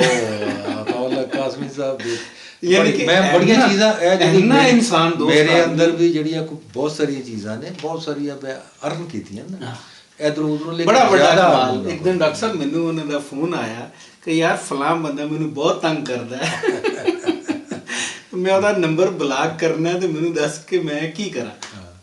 ਨਹੀਂ ਉਹਨਾਂ ਨੇ ਤੁਹਾਨੂੰ ਇਹ ਕਿਹਾ ਸੀ ਮੈਨੂੰ ਜ਼ਿਆਦਾ ਵਾਕਿਆ ਯਾਦ ਹੈ ਉਹਨਾਂ ਨੇ ਕਿਹਾ ਸੀ ਯਾਰ ਇਹ ਬੜਾ ਤੰਗ ਕਰਦਾ ਰੋਜ਼ 6-6 7-7 ਆਈਆਂ ਹੁੰਦੀਆਂ ਨੇ ਤੇ ਇਹ ਮੈਂ ਪੜ੍ਹ ਕੇ ਜ਼ਿੱਚ ਹੋ ਗਿਆ। ਮੈਂ ਤੁਸੀਂ ਕਿਹਾ ਕਿ ਇਹਨੂੰ ਬਲਾਕ ਕਰ ਦਿਓ ਕਹਿੰਦੇ ਨੇ ਉਹ ਕੀ ਹੁੰਦਾ ਹੈ ਮੈਂ ਯਾਰ ਬਲਾਕ ਉਹਨੂੰ ਪਤਾ ਲੱਗ ਜਾਏਗਾ ਕਿ ਮੈਂ ਬਲਾਕ ਕੀਤਾ ਇਹ ਅੱਛੀ ਗੱਲ ਨਹੀਂ ਤੇ ਤੁਸੀਂ ਕਿਹਾ ਯਾਨੀ ਕਿ ਇੰਨੀ ਵੀ ਯਾਨੀ ਹਿਊਮੈਨਿਟੀ ਦਾ ਲੈਵਲ ਦੇਖੋ ਕਿ ਅਗਲੇ ਨੂੰ ਬਲਾਕ ਵੀ ਨਹੀਂ ਕਰ ਰਿਹਾ ਹਾਲਾਂਕਿ ਉਹ ਜ਼ਿੱਚ ਕਰ ਰਿਹਾ ਤੁਹਾਨੂੰ।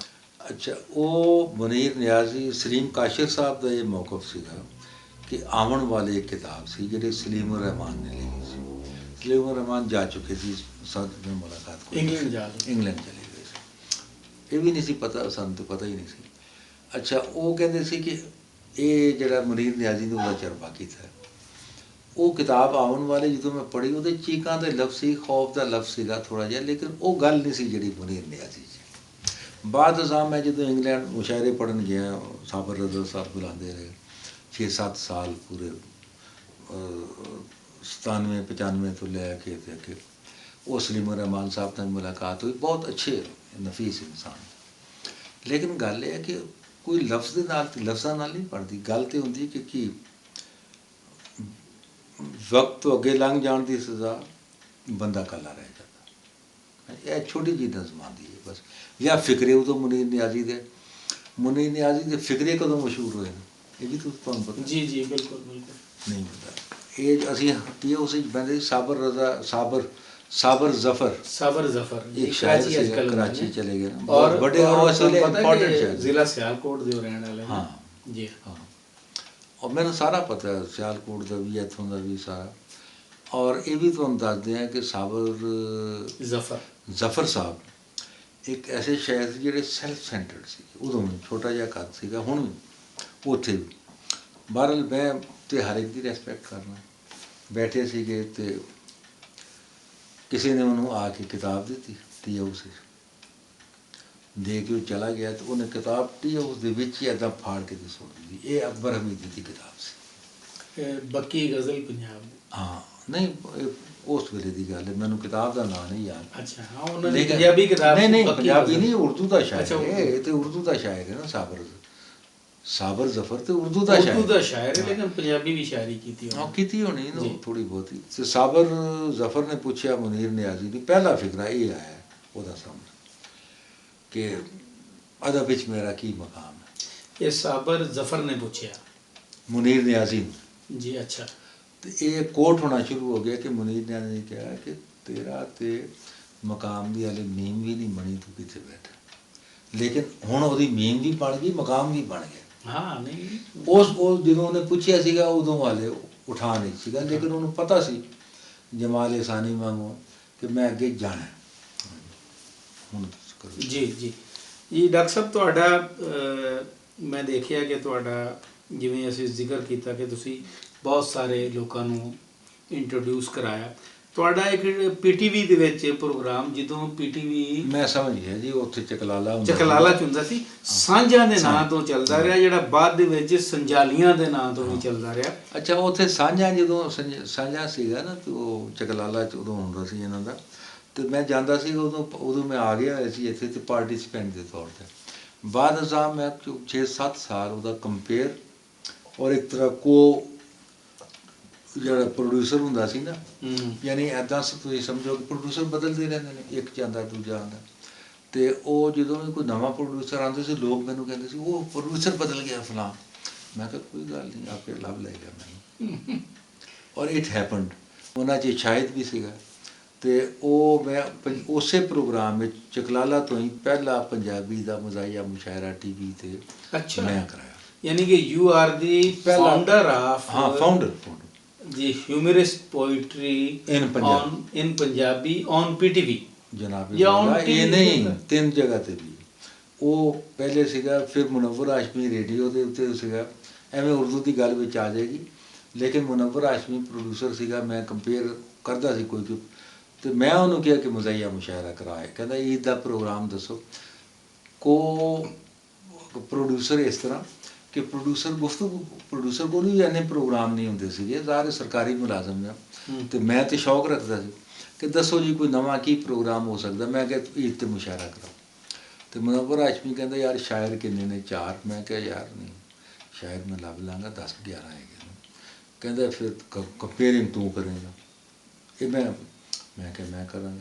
ਉਹ ਪਹਿਲਾ ਉਰਦੂ ਦਾ ਰੇਡੀਓ 'ਤੇ ਮੁਸ਼ਾਇਰਾ ਹੋਇਆ ਜਿਹੜਾ ਮੈਂ ਕਰਾਇਆ, ਜਿਹਦੀ ਕੰਪੇਅਰਿੰਗ ਮੈਂ ਕੀਤੀ। ਔਰ ਕੰਪੇਅਰਿੰਗ ਕਰਨ ਦੇ ਨਤੀਜੇ 'ਚ ਹੀ ਮੈਂ ਇਹ ਸੋਚਿਆ ਕਿ ਮੈਨੂੰ ਵੀ ਕੁਛ ਉਰਦੂ 'ਚ ਲਿਖਣਾ ਚਾਹੀਦਾ, ਮਤਲਬ ਮੈਂ ਅਜਨਬੀ ਨਾ ਹਾਂ। ਤਾਂ ਉਹਦੇ 'ਚ 1-2 ਕਿਤਾਬ ਲਿਖ ਕੇ ਉਹ ਕਿਤੇ ਪੰਜਾਬੀ ਦਾ ਇਹ ਮੁਸ਼ਾਇਰਾ ਜਿਹੜਾ ਤੁਹਾਨੂੰ ਮੈਂ ਦੱਸਿਆ ਜੀ, ਇਹ ਮੈਂ ਕਰਾਇਆ।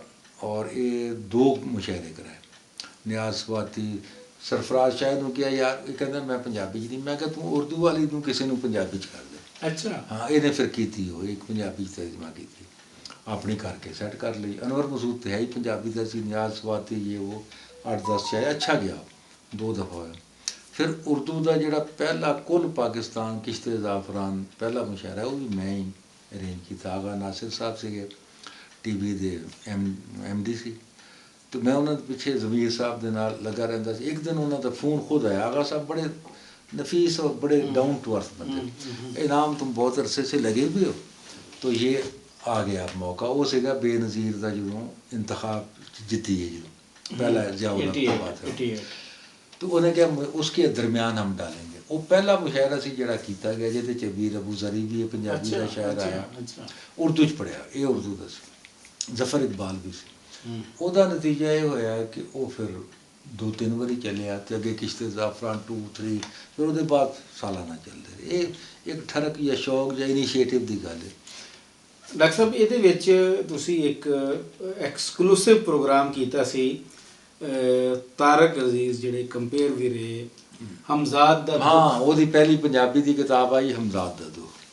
ਮੈਂ ਜਦੋਂ ਪੜ੍ਹੀ ਤੇ ਮੈਨੂੰ ਜਗ੍ਹਾ ਜਗ੍ਹਾ ਤੇ ਮੁਨੀਰ ਨਿਆਜ਼ੀ ਨਜ਼ਰ आया, या समझो कि एक फुल मुनीर नियाजी बस पायनियर। और मुनीर नियाजी किसी को नहीं सी मनता। एक दफ़ा मैं मजमून भी लिखे होते थे, जो परखा च भी मेरा मजमून शामिल है। एक दिन बैठे थे वो ट्विल्टन मार्केट, अताउल्लाह काज़मी साहब भी बैठे थे। मैं तो बिल्कुल यंग सी ना, तो और मैं शाही भी बड़ा सी, मैं बैक बेंचर रहा हमेशा। तो अताउल्लाह काज़मी साहब ने कहा मुनीर नियाज़ी साहब, इनाम ने भी थोड़े बारे बड़ा अच्छा मजमून लिखा है, तो वो नहीं सी केयर करता। हाँ, ऐसा मतलब ये देखो ना, बड़े पोइट की निशानी मेरे लिए इन्नी भी बड़ी गल सी कि उन्हें ये नहीं किया कि वरना तो कहता कि यार की लिखा, लेकिन मैं अपनी मुहब्बत ही लिखा सी। तो वो फिर जो हमजाद दा दुख जो आई तो प्रोग्राम किया इन्होंने, ਉਹਦੇ 'ਚ ਡਾਕਟਰ ਲੇਕ ਬਾਬਰੀ, ਅਹਿਮਦ ਜ਼ਫਰ, ਮੈਂ, ਅਲਤਾਫ ਪਰਵਾਜ਼ ਜਾਂ ਕੋਈ ਚੌਥਾ ਬੰਦਾ ਸੀ, ਮੈਨੂੰ ਯਾਦ ਨਹੀਂ। ਅਫਜ਼ਲ ਪਰਵੇਜ਼? ਨਹੀਂ, ਉਹ ਅਲੱਗ। ਅੱਛਾ। 1 2 3 ਅਫਜ਼ਲ ਪਰਵੇਜ਼, ਅਲਤਾਫ ਪਰਵਾਜ਼ ਪੰਜਾਬੀ ਦੇ ਰੈਗੂਲਰ ਪ੍ਰੋਗਰਾਮਾਂ 'ਚ ਮੈਂ ਲੈ ਕੇ ਆਉਂਦਾ ਸੀਗਾ। ਅੱਛਾ। ਹਾਂ, ਲੇਕਿਨ ਬਹਰਹਾਲ ਅਹਿਮਦ ਜ਼ਫਰ, ਲੇਕ ਬਾਬਰੀ, ਇਹ ਤਾਂ ਮੈਨੂੰ ਯਾਦ ਹੈ। ਲੇਕ ਬਾਬਰੀ ਬਹੁਤ ਅਜ਼ੀਮ, ਡਾਕਟਰ ਲੇਕ ਬਾਬਰੀ ਅਜ਼ੀਮ ਔਰ ਨਫੀਸ ਆਦਮੀ। ਭਾਵੇਂ ਘੁੱਗੂ ਘੋੜੇ 'ਚ ਕੁਛ ਹੈ ਜਾਂ ਨਹੀਂ, ਮਤਲਬ ਘੁੱਗੂ ਘੋੜੇ ਇੱਕ ਐਸੀ ਤਹਿਰੀਕ ਦਾ ਨਾਂ ਹੈ ਕਿ ਬਈ ਇੱਕ ਨਵਾਂ ਜਿਹਾ ਕੰਮ ਕਰਨਾ ਹੈ, ਕਿਸੇ ਨੂੰ ਸਮਝ ਨਾ ਆਵੇ। ਹਲਕੇ ਦੇ ਵਿੱਚ ਇੱਕ ਵਾਰੀ ਹਲਕਾ ਰਵਾਬੇ ਜ਼ੌਕ ਕਿਸੇ ਨੇ ਨਜ਼ਮ ਪੜ੍ਹੀ ਸੀ, ਉਹਦਾ ਨਾਮ ਵੀ ਮੈਨੂੰ ਯਾਦ ਹੈ ਲੇਕਿਨ ਮੈਂ ਦੱਸਣਾ ਨਹੀਂ ਚਾਹੁੰਦਾ, ਹਾਲੇ ਵੀ ਹਯਾਤ ਹੈ। ਉਹਨੇ ਨਜ਼ਮ ਪੜ੍ਹੀ ਕਿ ਅਰਸਤੂ ਧੂਪ, ਪਹਿਲਾ ਮਿਸਰਾ ਸੀ, ਅਰਸਤੂ ਧੂਪ ਮੇਂ ਪਿਘਲ ਰਹਾ ਥਾ। ਫਿਰ ਅੱਗੇ ਫਿਰ ਇੱਦਾਂ ਕਰਦੇ ਬੜੀ 2 ਘੰਟੇ ਬਹਿਸ ਹੁੰਦੀ ਰਹੀ। ਜਦੋਂ ਬਹਿਸ ਬੂਸ ਕਰਕੇ ਅਰਸਤੂ ਤੋਂ ਕੀ ਮੁਰਾਦ, ਇਹ ਅਰਸਤੂ ਵਾਕਈ ਤੂੰ, ਤੇ ਉਹਦੇ ਬਾਅਦ 'ਚ ਕਹਿਣ ਲੱਗੇ ਕਿ ਮੇਰੇ ਭਾਈ, ਇਹ ਮਜ਼ਾਕ ਉਡਾਉਂਦੇ ਸੀ ਨਾ ਜਿਹੜੇ ਇਹਦੇ ਜਦੀਦ ਧਰਮ, ਕਿ ਅਰਸਤੂ ਸੇ ਮੇਰੀ ਮੁਰਾਦ ਮੱਖਣ ਥਾ, ਕਿ ਮੱਖਣ ਧੂਪ ਮੇਂ ਪਿਘਲ ਰਹਾ। ਤੇ ਇੱਦਾਂ ਦੇ ਮਜ਼ਾਕ ਵੀ ਹੁੰਦੇ ਸੀ।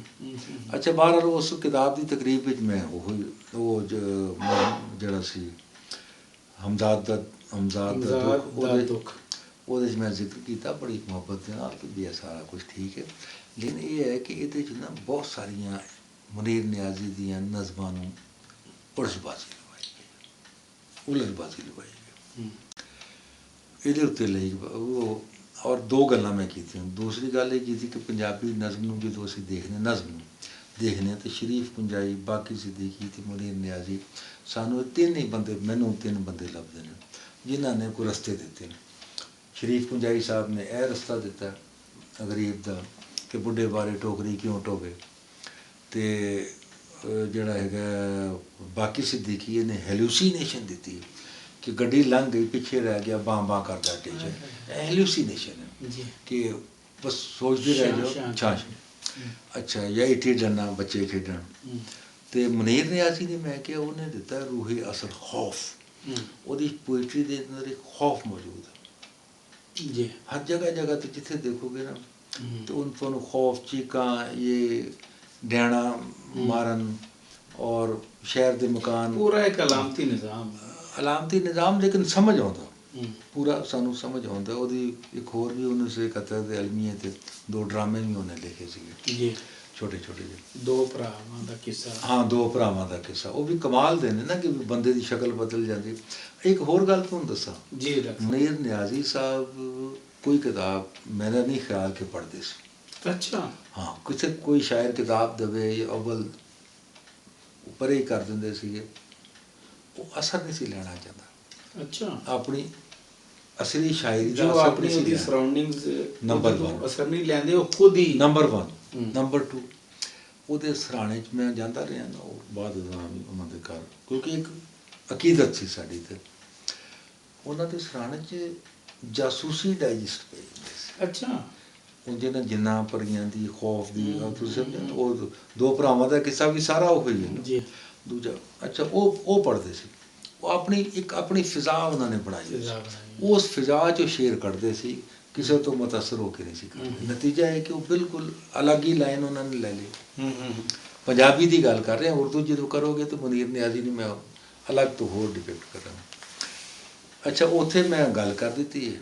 ਉਹਦੇ ਬਾਅਦ ਗੱਡੀ 'ਚ ਵਾਪਸ ਉਹ ਗੱਡੀ ਭੇਜਦੀ, ਵਾਪਸ ਆ ਰਹੇ ਲਈ ਬਾਬਰੀ ਸਾਹਿਬ ਵੀ ਨਾਰਾਜ਼ ਹੋਏ ਕਿ ਤੁਸੀਂ ਉਹਨਾਂ ਨੂੰ ਉਲਟਬਾਜ਼ੀ ਲਵਾਤੀ, ਇਹ ਕਰ ਦਿੱਤਾ। ਅਹਿਮਦ ਜ਼ਫਰ ਬਹੁਤ ਨਾਰਾਜ਼ ਹੋਇਆ, ਕਹਿੰਦਾ ਜੀ ਤੁਸੀਂ 3 ਬੰਦਿਆਂ ਦੀ ਗੱਲ ਕੀਤੀ, ਮੇਰੀ ਗੱਲ ਹੀ ਨਹੀਂ ਕੀਤੀ। ਆਈ ਵਾਜ਼ ਵਿਦ ਦੈਮ। ਮੈਂ ਬੜਾ ਵੱਡਾ ਤਰੱਕੀ ਪਸੰਦ ਸੀਗਾ, ਮੈਂ ਤਰੱਕੀ ਪਸੰਦ ਸੀ। ਮੈਂ ਉਸ ਦੌਰ 'ਚ ਹੀ ਲਿਖਿਆ ਹੈ। ਇਹ ਸਾਰੇ ਮੇਰੇ ਨਾਲ ਚੱਲੇ ਨੇ। ਸ਼ਰੀਫ ਪੁੰਜਾਈ ਮੇਰੇ ਨਾਲ, ਸ਼ਰੀਫ ਪੁੰਜਾਈ ਦਾ ਖਾਸ ਤੌਰ 'ਤੇ ਤਰੱਕੀ ਪਸੰਦੀਦਾ ਇਹਦਾ, ਅਤੇ ਤੁਸੀਂ ਮੇਰਾ ਨਾਂ ਹੀ ਨਹੀਂ ਲਿਆ। ਮੈਂ ਕਹਾਂ ਲਿਆ, ਮੈਂ ਚੱਲ ਅਤੇ ਖਤਮ ਹੋ ਗਈ ਗੱਲ। ਲੇਕਿਨ ਉਹਨੇ ਦਿਲ 'ਚ ਰੱਖੀ।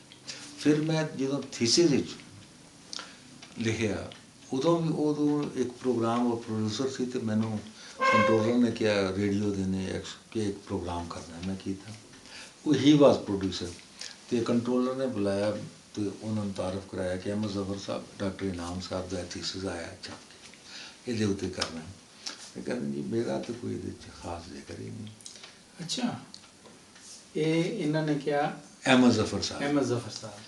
ਉਹ ਕੰਟਰੋਲਰ ਦੇ ਸਾਹਮਣੇ ਨਸੀਮ ਸਾਹਿਬ ਸੀ ਉਹਨਾਂ ਦਾ ਨਾਮ, ਅੱਛਾ ਐਕਸਟਰਨਲ ਸਰਵਿਸ ਦੇ। ਅਤੇ ਮੈਂ ਫਿਰ ਖਾਮੋਸ਼ ਰਿਹਾ। ਗਿਲਾ ਅੱਛਾ ਖਾਸਾ ਕੀਤਾ ਜੀ, ਕੋਈ ਜ਼ਿਕਰ ਨਹੀਂ। ਤਾਂ ਉਹਨਾਂ ਨੇ, ਉਹ ਮੁਹੱਬਤ ਕਰਨ ਵਾਲੇ ਬੰਦੇ ਸੀ। ਮਹਾਰਾਜ ਇਨਕਾ ਪ੍ਰੋਗਰਾਮ ਆਪ ਕरें, ਪ੍ਰੋਗਰਾਮ ਕੀਤਾ।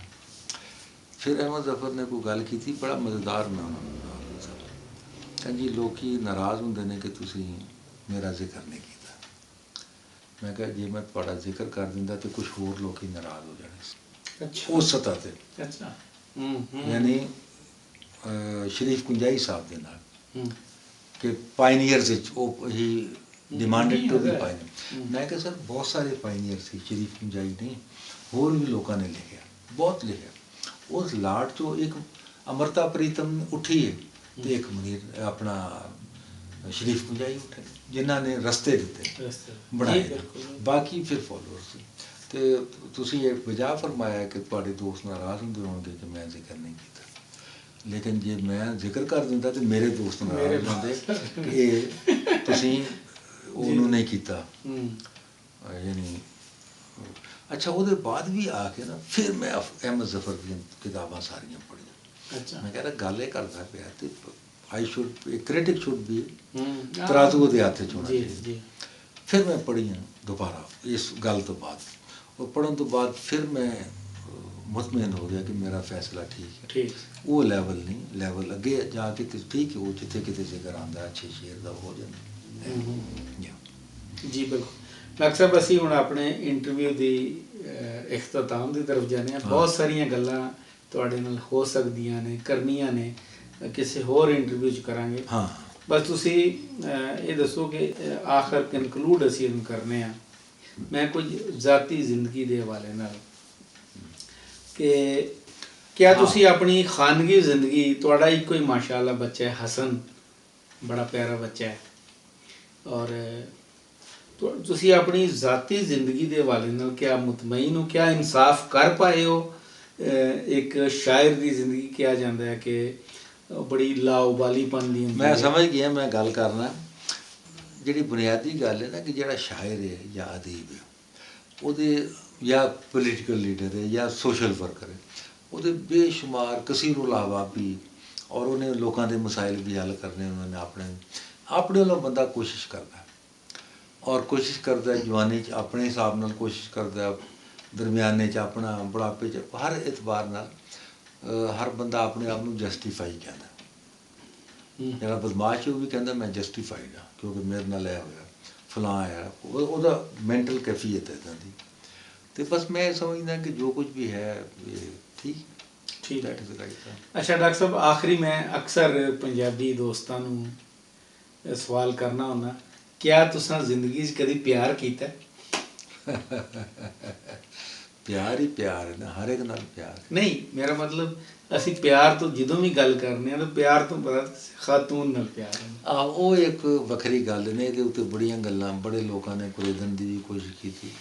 ਅਸਲ ਵਿੱਚ ਮੈਨੂੰ ਨਾ ਜਾਂ ਕੰਮ ਨਾਲ ਪਿਆਰ ਰਿਹਾ, ਉਹ ਕਹਿੰਦੇ ਨੇ ਨਾ ਕਿ ਉਹ ਇਸ਼ਕ ਲਈ ਵਕਤ ਹੀ ਨਹੀਂ ਨਿਕਲਿਆ, ਜੇ ਕਿਤੇ ਧਿਆਨ ਗਿਆ ਵੀ ਹੈ ਤਾਂ ਵਕਤ ਹੀ ਨਹੀਂ ਨਿਕਲਿਆ, ਦੈਟ ਫਿਨਿਸ਼। ਅਤੇ ਬਾਕੀ ਇਹ ਕਿ ਚੂੰਕਿ ਬੰਦਾ ਇੱਕ ਇਸ਼ਕ ਆਪਣੇ ਕੰਮ ਨਾਲ ਵੀ ਤੁਹਾਡਾ ਹੋ ਸਕਦਾ, ਘਰ ਨਾਲ ਵੀ ਹੋ ਸਕਦਾ, ਮਾਹੌਲ ਨਾਲ ਵੀ ਹੋ ਸਕਦਾ, ਦੋਸਤਾਂ ਨਾਲ ਵੀ ਹੋ ਸਕਦਾ।